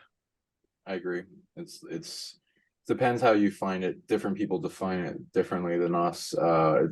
I think it's a very fractured down being that like is being forced to sleep and put into like a program, kind of like puppeted kind of show. And then if they want, they can wake up, and if they make enough of a change in their life, they can impact the future. It's like nothing set in stone, but the future is usually programmed based on our habit patterns. And if we're able to gain full sovereignty over ourselves, everyone can overcome those things. And that is waking the masses. Is that and I agree. People are going through pain and suffering, and we should be empathetic to them, but also the ignorance and the disappointment comes from the ignorance, and that how ignorant people are essentially doing harm to everyone else by maintaining and fueling the system of evil. And unfortunately, what we have in this society on Earth, or at least in the United States, because I can only speak of where I live and what I see in the culture that I'm a part of, is we have people who are ignorant, and they're self-righteous in their own ignorance, and they're self-assured in their own ignorance, and they're so blissfully trained to stay inside of the parroted narratives that are in the media, like for instance that the is actually good for you. They're so afraid of questioning that what it is it's a fear-based control system, because the fear itself, a lot of it's obviously manufactured, and people are afraid of things that are not even real or manufactured for them to be afraid of. But there's also the whole aspect of I'm sorry, I lost my train of thought. They're trained and like to think this is and good, and their program fears. Sorry if I'm trying to remind you. The fear-based mind control programming. It's like, okay, in order to step outside of your reality, your limited worldview that a so-called non-player character would have, you got to accept that, okay, maybe some of these things that they're trying to tell us to take, like some of these medications and certain things, maybe they aren't actually cures, and they're just trying to treat something so they can, you know what I mean? It's not based on it's based on manufacturing illness rather than curing it.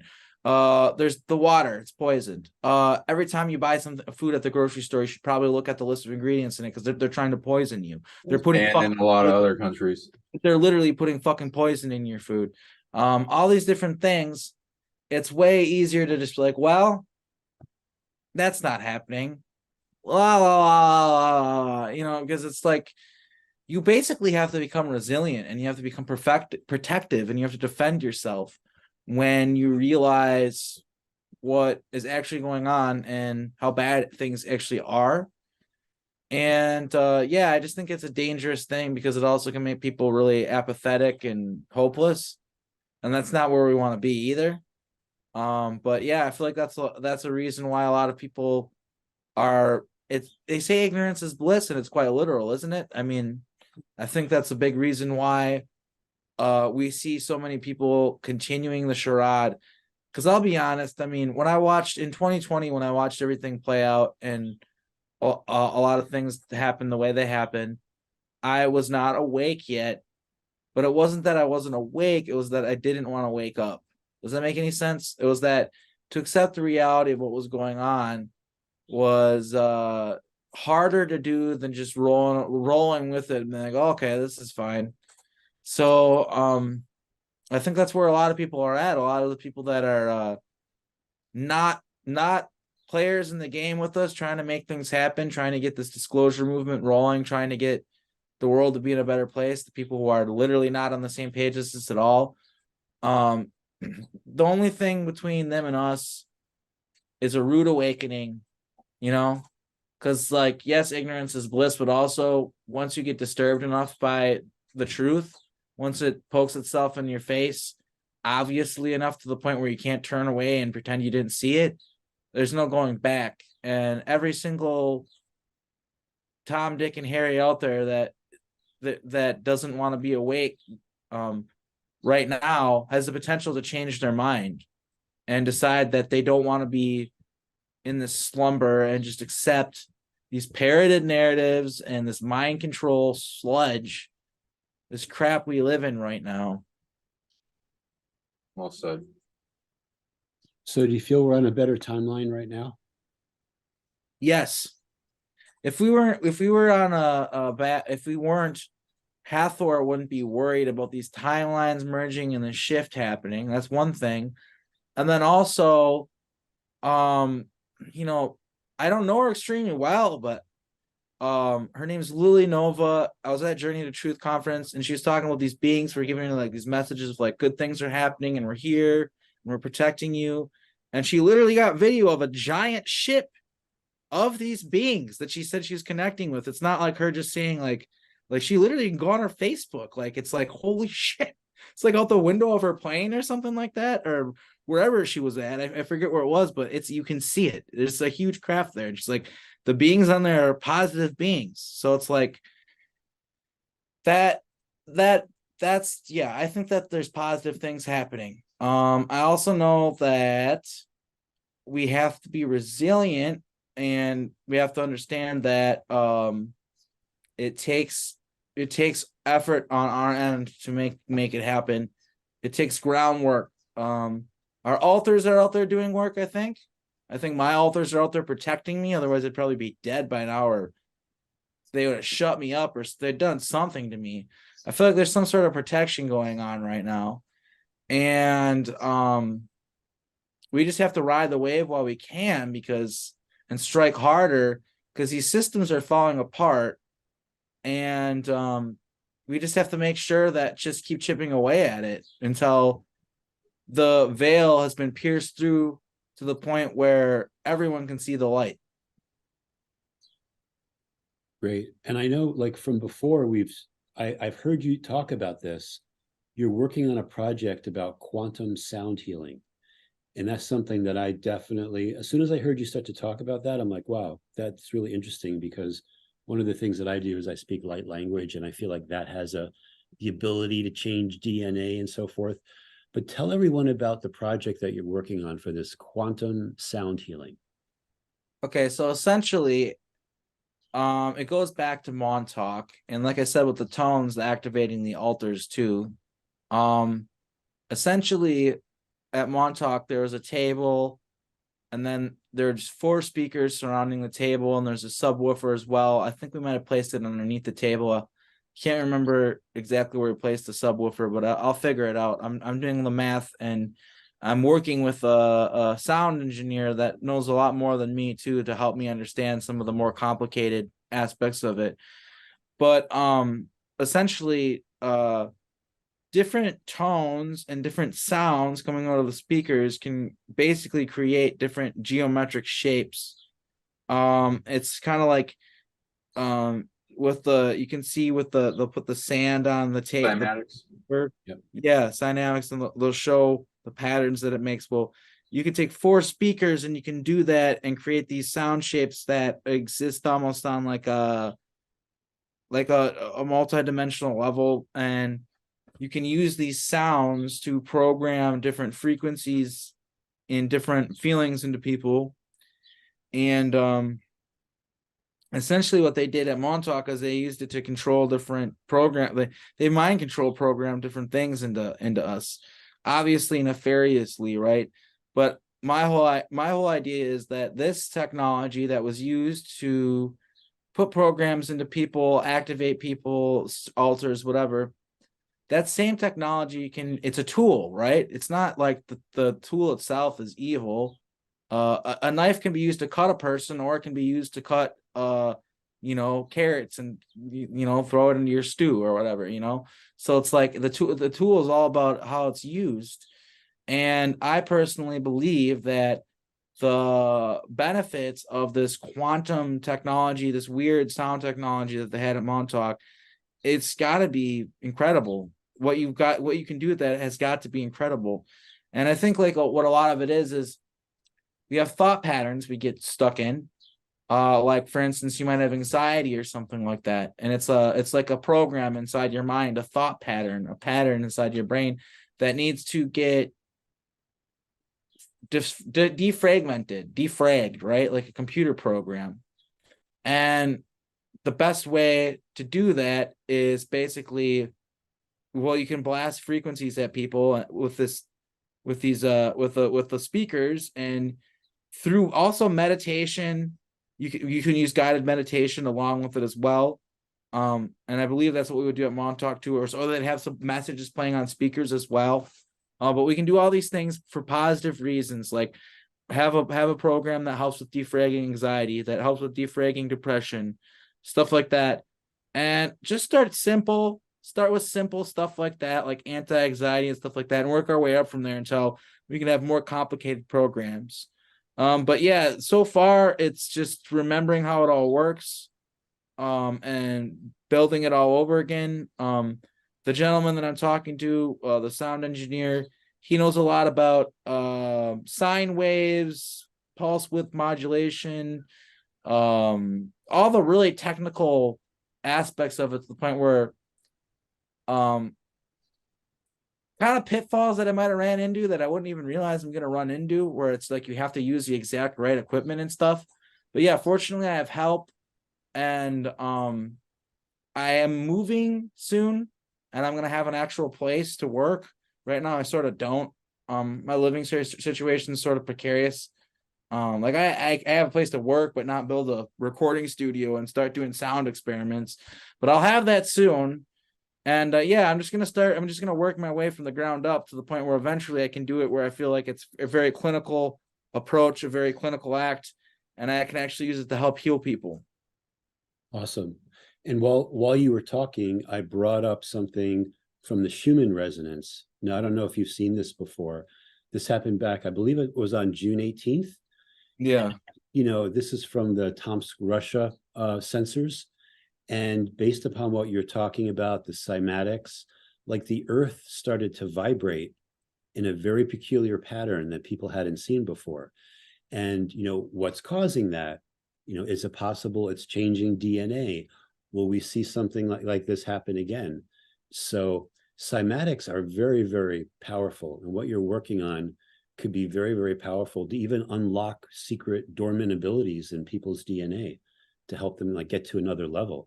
So I'm with this. It's one of those things where I am learning it all over again. My alters, some of them, well, especially Jacob, he understands this technology to a T, but I don't. So yeah, it's relearning kind of what I already know all over again. But yeah, it's hugely powerful. These geometric shapes that they can put you in, like I know people talk about what is the Merkaba, how powerful of a geometric shape that is and what it can do. And it's like, well, theoretically with this technology, you could create a sonic sort of Merkaba and just sit inside of it and just have that just program your oversoul, which, like I said, I'm still learning. I don't even know the implications of what that even does, but I know that it's powerful stuff. It's really powerful stuff.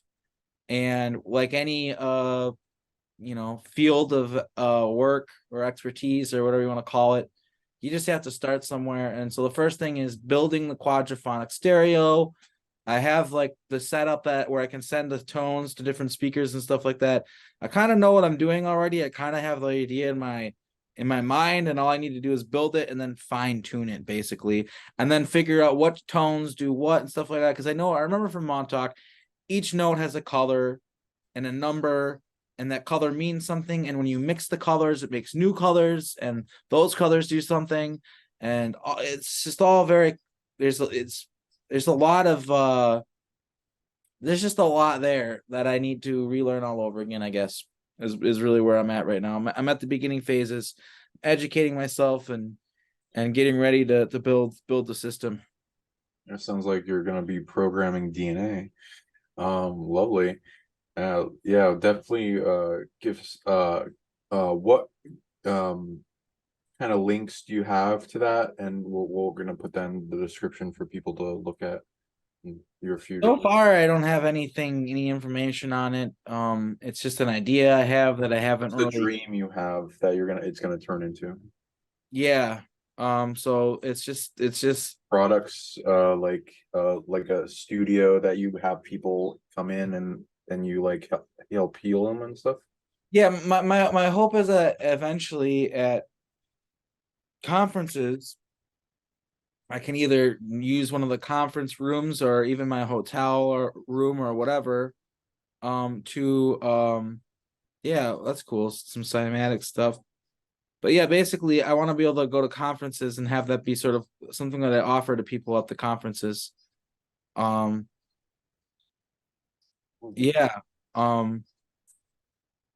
Yeah, this is really cool. So yeah, he's just showing the different shapes that the music makes. And yeah, so essentially you can do that on he's doing it on a 2D level. You can use quadraphonics to do that on a 3D level and make 3D shapes. So that's the plan. That's what I'm gonna do, is make 3D shapes. Yeah, absolutely incredible watching it in action. It's beautiful. It really is. Look at that. That's real, people. It looks like it's CGI or something. It's not. It's real. I feel like you could also make diodes that you could connect to people's skin, and like what they're doing with the water, do that for the water, human body, the different organs, and have different. Wait, well, sorry, you're saying with water? Yeah, like you could change the programming of the sac in the human heart that holds water, so that people can let go of trauma and it turns on their bliss field. Or there's like a unique type of liquid kind of crystal component with a pineal gland and antenna that can receive different signals, so you could have some effect on that too and cause visions. Dreaming body in the gut brain. It doesn't have to just be water too. So yeah, I have a friend that they do water therapy, and she was telling me about how the sound stuff I was saying, she's like, I'm like imagining, like, what if I mix that with the water therapy I do? So yeah, that's an interesting concept, is also with just like the fact that we are made of water and stuff like that, blood. But yeah, it's yeah, I'm really excited about it, honestly, because it's one of those things where I love music, I love sound, I love engineering sound, and I was used to do so much with music and in nefarious ways, nefarious purposes, a lot of black magic, dark magic rituals and stuff like that involved. And I just really want the pendulum to swing the other way and use sound and music to help heal people. And understanding that music has programs in it and mind control programming in it. Essentially, it's very powerful dark magic, but it doesn't have to be dark. It can be light magic too. So that's kind of where I'm at. It's just like I'm moving out to the desert basically soon, and I'm building a recording studio, and I'm just going to focus on making videos, interviews. Just I'm going to go to a spiritual place. I'm going to go to be in a place where I can think and work, and I'm going to build this quadraphonic sound healing machine. I'm going to start making music again and putting out a bunch of music, which I hope will help prove that I'm not lying when I say I made all these songs that have been placed throughout time and space that they took me for to make, because that's one of the ways they make money. And they also put mind control programming in the songs, but I digress. Yeah, I just want to take the knowledge of what they did to me and relearning about myself and my past and what I am, and take all of that and try to create something positive from it, and instead of just kind of boo-hoo, woe is me, right? I mean, yeah, it sucks what happened. I gotta grieve. I still have a lot of mourning to do. I'm not done mourning, but also the healing has already begun, and it's time for healing. It's time for positive healing. One thing I'd like to bring up too in this interview, just because I'm here and people are listening to me and I have a platform, James Rink and I are planning a tour of Montauk right now. We're looking for 3 more people to come with us.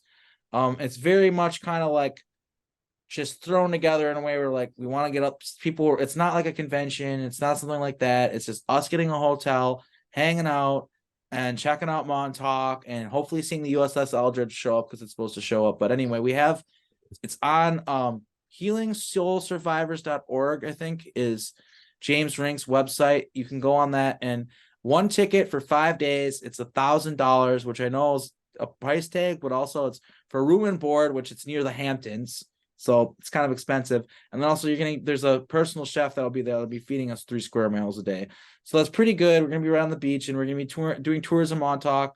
Obviously, some of the stuff's off limits. We're not gonna be able to literally go into those off limit areas, but we're gonna do hopefully a drone tour. We do have a drone. We're looking for somebody who knows how to pilot it. Being totally honest, we're just kind of throwing this together the best we can. But what it is there's 3 more people. We're looking for seats to come and basically just be at Montauk while this event is supposed to occur, and just there's going to be some meditation. There's going to be some healing that occurs, just sitting in that energy and accepting what happened, and also like trying to move forward. And yeah, so just wanted to point that out while I have a platform, a microphone to speak with that. We're still trying to get people on board with that. If you can't physically come on the trip too, you can donate money just to make the trip still possible. But yeah, I figured I'd bring that up. What's the website is Healing Soul Survivors? healingsoulsurvivors.org. And the most recent video that I uploaded on my YouTube page, which you guys have linked, talks about the whole trip. It's me talking with James and our friend Brian, who will be there, and the link is in the description. Yeah, he messaged me about that the other day. We're like 3-hour drive. We're in Connecticut, so going around the bend. If we took a ferry, even quicker. So I'll probably end up showing up. So hey, yeah, that's another thing too to make clear. We do want people to chip in on the Airbnb with us, because for us, we literally can't do it unless we have somewhere to stay. Camping is like an hour and a half away and stuff. We looked into everything else. That's the best. Is this Airbnb we found? It's the sweet spot. It's a little expensive, but also it's close enough. But yeah, to those of you who just want to show up, you don't need to buy a ticket. You don't need to get this Airbnb with us. Like it's open to the public, basically. Anybody wants to be a part of it, as long as you're not lame, right? As long as you've got someone with bad energy, come and hang out. I really do believe it's going to happen. I really would be surprised if we wouldn't reach our goal and make it happen. And I do want to start film. I do want to film a lot of what happened. And I've had this idea to make this documentary called Surviving Montauk. And who knows, maybe this will be the beginning of it. It's just going to be a huge endeavor if I do it. So I want to be more on top of it, I guess, before I make an official announcement. But I have been thinking about making a documentary called Surviving Montauk, where I go around and talk to other different Montauk survivors. So maybe that will play into this all too. I mean, I guess it would be the appropriate time to start filming for that. If I literally go to Montauk. Oh yeah. We'll put the link to the Montauk trip in the description, and thanks for bringing that up. Wonderful. I'm just gonna put this frequency thing on the show just to bring up like thing on what you're saying, with your art. Wanted to before we end, and you feel free to plug your stuff and stuff. Want to ask you if you know anything about different time travel machines, because this one in New York seems to still be trying to come in and affect our show right now with handling it, as well as what can you tell us about the destruction of Atlantis? And this is, of course, acoustic levitation, just one of the forms of levitation, and they're like the different things frequencies can do besides levitation. That can also go into time travel, the many different secrets of frequency, and what is matter itself. Okay, so what was the first question? Time travel machines that you know about, and then the destruction of Atlantis. Okay, so there are different time travel machines. There's there's kind of like the Tesla portal tech that can be modified to time travel, and that's where you're hearing about the radiation from. People get radiation from that. It's not the safest way to do it. There's the chronovisor tech, which Andrew Basiago talks about, where essentially it's kind of like you're in a hologram of the event, sort of, that you can set up. Then there's the mirrors. We used mirrors. We used the psionic device. Essentially, we were using our minds. We just use a device to amplify our thoughts. So one of the ways to time travel is literally with your mind, literally with your thoughts, literally with mental energy. Physicists that talk about the fact that time travel is possible, the one thing that they always say is, yeah, it's possible, but the energy source would have to be just absolutely phenomenally ridiculous, so it must be impossible. They're not taking into account the absolutely astronomical power of human thought. It is that powerful of an energy source to where, yes, it can rip holes in space and time. The fall of Atlantis, this is a sensitive issue for me, because I'm connected to it. So the first time that I was taken for Montauk was, so I was a phoenix or a thunderbird, whatever you want to call it. And I was in the jungle here on Earth. And the first time I got taken to Montauk, black helicopters came out of nowhere. They basically hunted me down, and I got strapped down and taken to Long Island. I got strapped to a wall, and basically they used me to open a portal to Atlantis, because I am from Atlantis and they needed an access point. So because how the mirrors work is you imagine them turning into a portal, into a doorway, and then you imagine the place in space and time that it is a doorway to. So if you've never been to the place, right, it's hard for you to imagine an access point and get there. So what they used me as the access point to get to Atlantis. And what happened is, from my understanding, I'm not claiming this is absolute fact. I'd love to see you guys remote view into this and maybe verify it. But according to the Montauk drummer, who is not public, I won't use his name. He's always just going to be like the Montauk drummer. According to him, there's a crystal that you use to interface with the city. It was sentient. It was alive. And Preston Nichols went up to it. And he's going to touch it. And he told them not to do it. He said, do not fucking touch that thing. And he touched it. And the city sensed the darkness of Preston and the dark energy. And they knew why they were there. We were there to steal technology. We were there to steal their technology. The city self-destructed. The city self-destructed to protect itself, is what I believe happened. But according to the Montauk drummer, he said that Preston as soon as he touched the crystal, because it was like you were standing kind of like outside the city looking at it, he said as soon as he touched the crystal, it was like boom, the whole place just exploded. That's what from my understanding. I wasn't there for the actual fall, but I do remember it was a raid, and we planned it out, and it was serious. And we're going there to raid their technology and their shit, steal their stuff. That's like half of what we did. We're like basically pirates going throughout time and space. We were like Tomb Raiders type stuff. Like that's what we were doing. Like portaling, and we'd portal into rooms full of gold and just take gold. Like there's groups that just like went into their giant room full of gold and it was just gone, and they have no idea how the fuck it happened because it's like an impenetrable fortress. We've done that at Montauk. So yeah, Atlantis fell because of Montauk. It fell because of time travel and the God timeline and the original timeline, the timeline that's part of what, like, this idea of Satan and being separate from God and all that stuff. That's what it comes from. We're not in the original timeline. This timeline is separate from source, separate from God, from what God intended. And in the original timeline, of course, no one went back in time and destroyed Atlantis, and the course of the earth and everything that happened was way different than now. So yeah, that's what I know about that. Yeah, and there were multiple falls of Atlantis too. So there's a lot of history. There's a lot of information to go through when it comes to Atlantis.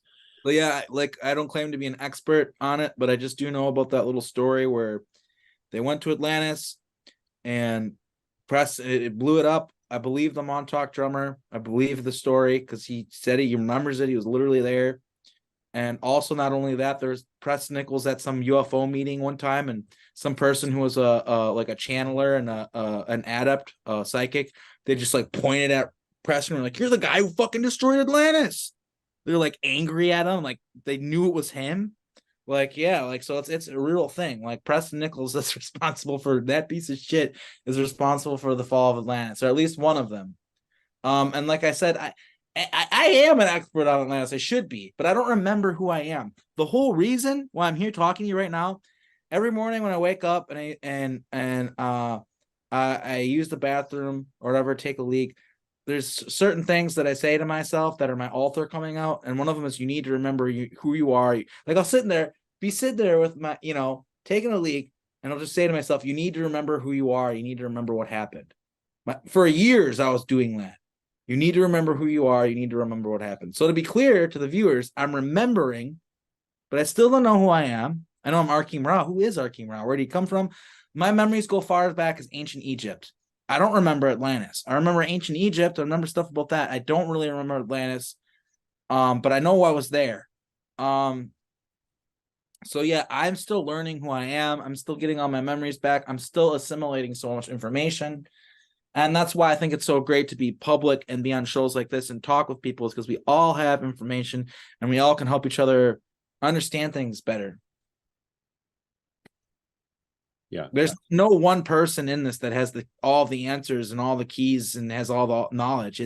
It's forming a cohesive unit of disclosure activists that all look out for each other and help each other and organize with one another. That's what we're trying to do here. That's why I really like Brian saying, who's going to be a part of this Montauk trip, is that's his whole, he's, maybe an experience or two, not that he has memories and stuff, but his whole thing is just, he wants to help organize the movement. So, yeah, that's really what we need to do, is just, I see a lot of, like, people talk bad about each other and, oh, this so-and-so is lying and so-and-so is bad. Look, for me, I think you, the viewers, should pay attention to the people who don't do any of that and focus on their own stuff, because that speaks volumes about someone's integrity. If their whole thing is attacking other people to try to prop themselves up, they're probably not shit to listen to begin with. The real people in this community are doing their absolute best to get everybody on the same page and work together.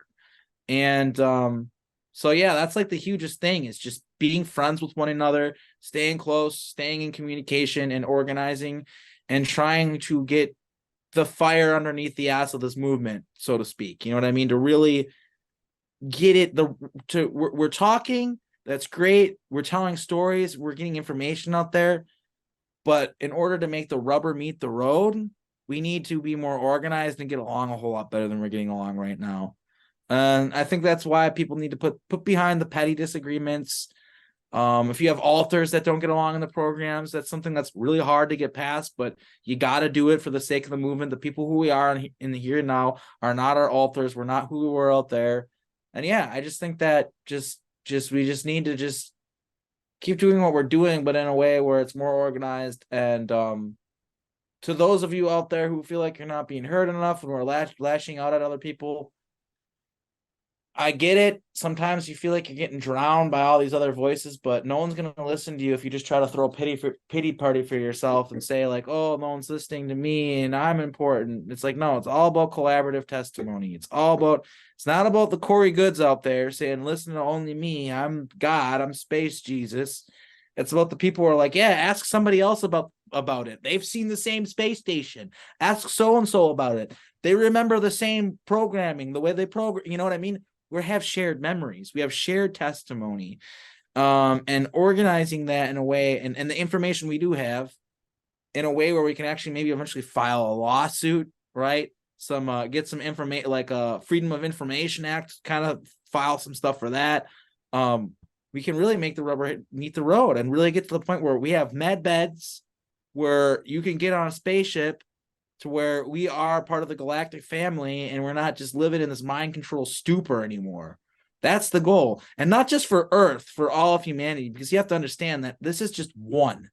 This is just one planet like this out of thousands where humans are on it, they colonized it, and they think they're the only ones. Whether they think that that's the original Earth, they're on the original version of Earth, or, oh, we came here as colonizers because the Earth blew up.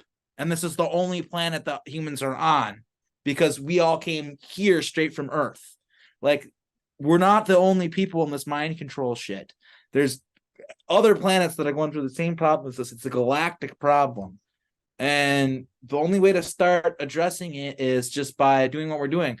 And also, we're not, like when I talk about how this is a galactic thing and they're like, it's not just us.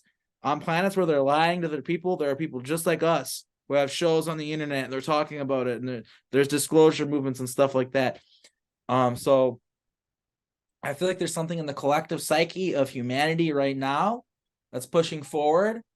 There's like a sort of wave happening, and there's protection. There's a protective energy there. I can sense it, a very, very powerful protective energy. And we need to ride this wave while we can and sort of feed that idea and that thought and that feeling of this protective energy and this wave of ascension, because we are all sorcerers, we are all magicians, and by imagining this reality, we will create it. Yeah, and as far as remembering goes, I think that we're starting to reach a time where there's a concept called the Great Awakening, and people are starting to wake up, and then that leads to the Great Remembering. So I believe that that's going to be happening, and we're going to be facing and understanding more and more of what we are. And they're trying to combat that with the Great Reset, with and they're so open about the World Economic Forum. Now I've seen what that looks like Mr. Burns rubbing their hands together just out in public. Yeah, it's crazy. Yeah, it's a very pathetic is what it is. The World Economic Forum is just very pathetic. But I've seen planets where, so Centaurion 5 is a planet that I have quite a few memories of. I lived at least 20 lives on that planet, maybe more. And one thing that I remember about it is food was like really expensive. It was like to eat out at a restaurant was like just insane. If you're a normal person, you really couldn't even do it. And they made people eat this, like, everyone was guaranteed food, but like the food was like this, you mix this powder with water and it would turn into this like bread stuff that I've seen it depicted in Star Wars. That was like you're guaranteed you could eat that 3 squares of meals a day and be fine. But the reason why they did that is they could use the food to control people. If you're eating nothing but this shit that's not even actually food, it's like made in a lab basically, but it keeps you alive, you will like fucking kill someone for a piece of pepperoni pizza or a sandwich or something like that. You'll do anything for that.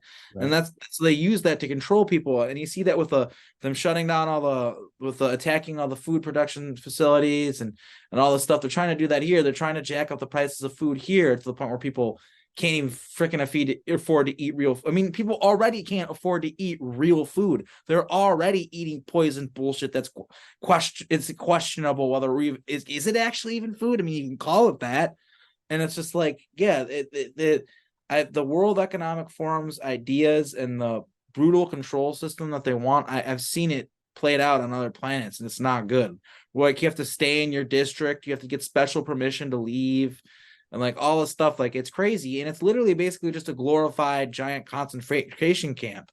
These planets that they set up like that, it's literally just a big old, I mean, sure, it's no Auschwitz, it's not that bad, like, but it's also literally just work camps, literally. Like, whole entire planet, like Centurion 5 is a whole entire planet that is nothing but a slave farm work camp. And arguably, is Earth much different, really? You know? Yeah, so support Chris Sinatra for a parallel food distribution. Oh yeah, that's system. what I do for my main job. I have a company that does software for food distribution. So I'm heavily involved in like the food supply chain. So I feel you.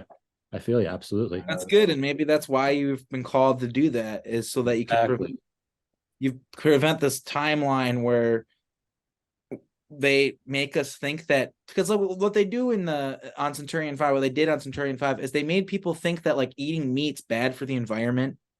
So like, that's why you have to eat this fake bullshit food, and that's why it costs $100 for a steak. It's because it has to be that way. And growing food is bad for the soil. Like, it's fucking ridiculous. They literally brainwashed these people on this planet into thinking that, and they're trying to do that here too. Bravado, it's what plants crave. Yeah, cows farting is making holes in the ozone layer. It's crazy, right?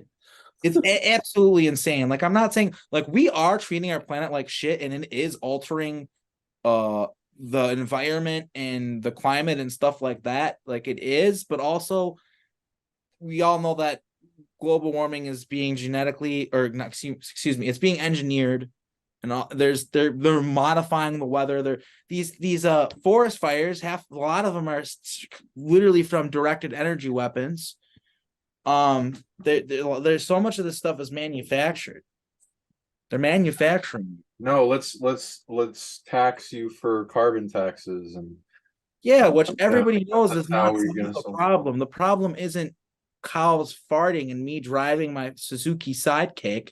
The problem is a billionaire over here, or whatever, his giant corporation, they can dump their sludge into the water and pay $100,000 fine.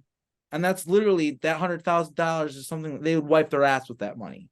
And people don't realize how messed up this double standard is, where it's like, if I were to go to the grocery store and steal a loaf of bread, I'd probably end up serving some jail time for that. But some guy, some CEO owning some giant company, can cause an oil spill and not sit a day in prison. That's what's wrong. Is these giant corporations who treat our planet like a toilet. Blame us, yeah. Yeah, exactly. We got to get rid of all the nitrogen that's being used by the farmers. That will solve the problem. Like, no, the farmers are God's gift to humanity. Yeah, that's what the World Economic Forum is doing with their environmental social government score, and like, yeah, every single farmer out there still being a farmer is practically a saint. And if they're trying to tell you otherwise, they're fucking lying to you.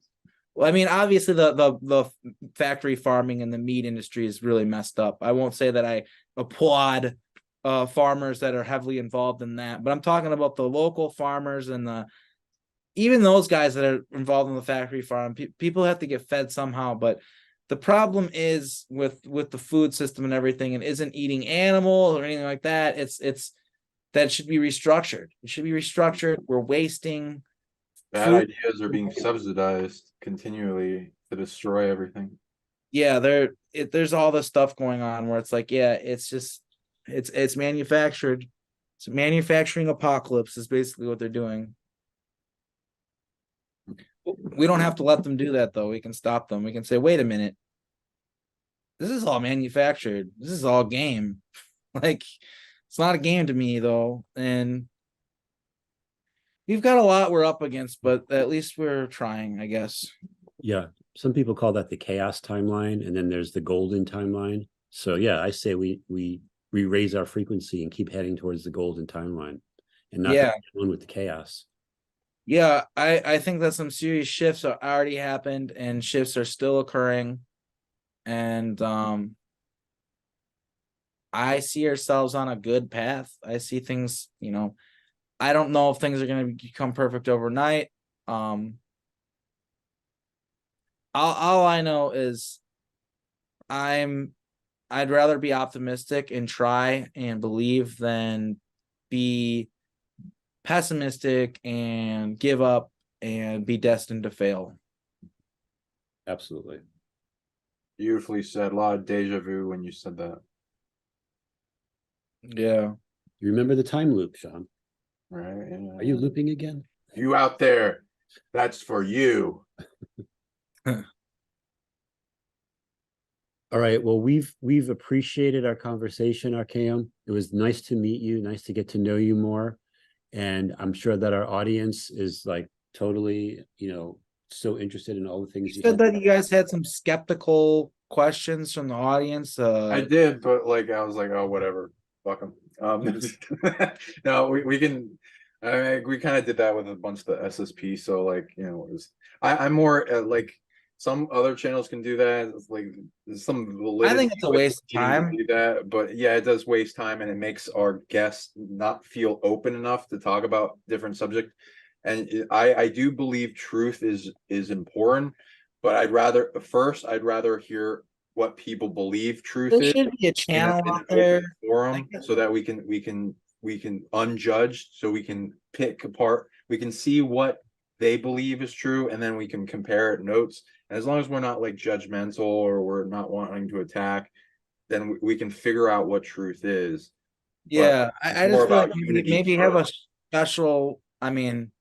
Maybe have a show for that, or yeah, we could do that. But yeah, very solidified for people. Yeah, it is really hard doing this stuff when you have people who come in the chat and they're like, "Wait a minute, back up." So there's clones. Explain how that works.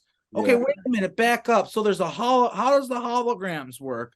It's like, dude, are you trying to actually listen to the story I'm telling, or are you just trying to pick apart every tiny little detail of my story? But I also understand people are going to be skeptical. It's also, I'm sort of past the point of entertaining skeptics. It's like, okay, if you want to be skeptical, fucking go do it away from me somewhere else. I'm trying. Usually at this point means that they just didn't do enough research. But there's importance to it. And yeah, I respect those people, but also when they come into our circles and ask their stupid fucking questions, they're slowing down things for the rest of us. I'm just being blatantly honest. Yeah, I found the same thing when it comes to Mandela effects. So you try to talk to people about it and they're just saying you misremember it. And I'm like, I know there was a product called stovetop stuffing. I know it. It's never existed. And they're like, oh, you're just misremembering it. So to have those constant battles with people, it just doesn't make any sense, Yeah, it's a waste of time. Yeah. Can you plug how people can reach you, projects you got going on? You can reach me at arkheimra@gmail.com. I'm on Facebook. I suggest that some people like to just message me and tell me their whole life story, and I don't understand exactly what they want from me, and I would really ask that people refrain from doing that. But if you actually have a reason to talk to me, something you actually want from me, a conversation you actually want to have, I'd love to hear from you. But yeah, I'm here for people. I just have to say that, please don't waste my time. I have so many people hitting me up every day. I've got my inbox and my Gmail is always full. My messenger is always full. So it's just if you're going to contact me, please get straight to the point and tell me what you want. And I'll do my best to get back to you promptly. I am here to communicate with people and help as many people as I can. I'm not trying to shut people down from reaching me. I do want people to reach out to me if they feel a fire in their gut to do it. I'm just saying, just get to the point, I guess. But yeah, arkheimra@gmail.com. I'm on Facebook. My YouTube is Disclosure Now @Disclosure Known with an Disclosure Known with an exclamation point. And that's all I got so far. I'm going to be putting Disclosure Now on my Spotify soon. I just haven't gotten around to it, but there's going to be a Spotify soon, which I hope will help because, so many people just use that app that it just to make things easy for people to listen. That usually, if people have to do a couple extra steps to listen to something, like go on a Odysse or one of these weird new apps that people are using, a lot of times they just won't do it because people are lazy. So I'm hoping putting it on Spotify, this thing that was literally downloaded onto your phone before you even get your phone. Hopefully that'll help the viewership. So got that coming on the pipeline. I'm going to be putting stuff on Spotify soon. So I'm guessing you'll be able to find me under Disclosure Now exclamation point when that does happen. So yeah, thanks for having me, guys. And it was great. I thought you guys asked some good questions, and I hope I did a good job answering them. And if you ever want me on the show again, feel free to hit me up. Sure. How do people reach you, Chris? You can reach me at chris@quantumbusinessman.com. You can find my YouTube channel, Quantum Businessman, and my website, quantumbusinessman.com. What about you, Sean? How do we find you? Yeah, Sean Bond, Facebook, PsionicLeague at gmail.com, PsionicLeague.com, and PsionicLeague YouTube, and I've got a bunch of products on my site, different abilities people can get, over 400 free videos on YouTube that people can look at and start downloading the blueprint for superhuman abilities, unlock as they look at them and things that they've done with the past. I do sessions, consultations, clearings for people, and I help heal target individuals, release the camouflage off them. Contact us if you want. If you want to, we got a lot of people hitting us up, like our Cam. So if you want to get ahead of the line, offer us some value, such as clippers. We're looking for YouTube clippers for shorts to be made so that we can get our message out there to the rest of the world. So you can like go look in a video that we have and like make a short out of it and then send us a copy. We'll like get back to you right away. We'll start trading you information, tech, abilities, money, whatever you'd like for it. And if and anything you're looking for in your growing team, Arkheim. I'm just I'm surrounded by pretty good people already, honestly. I got the people that I need. I recommend you guys maybe interview John Whitbert. He's one of my best friends and close to him both in the programs. For lifetimes, multiple lifetimes, lived with him, and we're friends now too. And he's got so much information. His memory is way clearer than mine. He can remember every little freaking detail. It's insane. So he's someone that I definitely recommend you guys interviewing. He's sort of like the co-host for Disclosure Now, but he's living with his family right now, and they don't know he's SSP, so he always has to do his interviews when they're not there. So for now, he's not like the full-time co-host. But once he's able to just, you know what I mean? Once he's not in that kind of living situation, we hope we'll have him on full-time. But yeah, for now, another good person, Joseph Powell. I know he hasn't been doing interviews. He's kind of hard to get a hold of now, but he's someone that if you could interview him, he has so much information. It's crazy.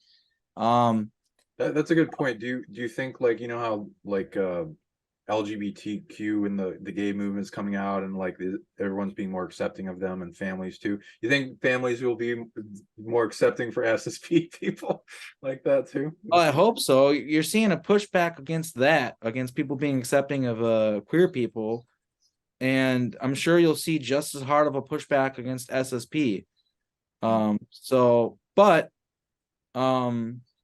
Yeah, I think that we're getting to a point where people are more accepting of it, but it's because what it is people laugh at it, they poke fun at it. They're like, "Oh, you think you're some Martian? You think you're some Martian out in outer space?" And it's like, no, dude, I got kidnapped when I was a kid, raped by fucking pedophiles, thrown into dog cages, and I've had my mind ripped apart with like computer programs and shit. Like, no, it's not like just some fun space story. The people that don't believe it haven't even looked into it at all. They haven't even looked. They literally haven't even looked into it at all. They're just programmed to just laugh.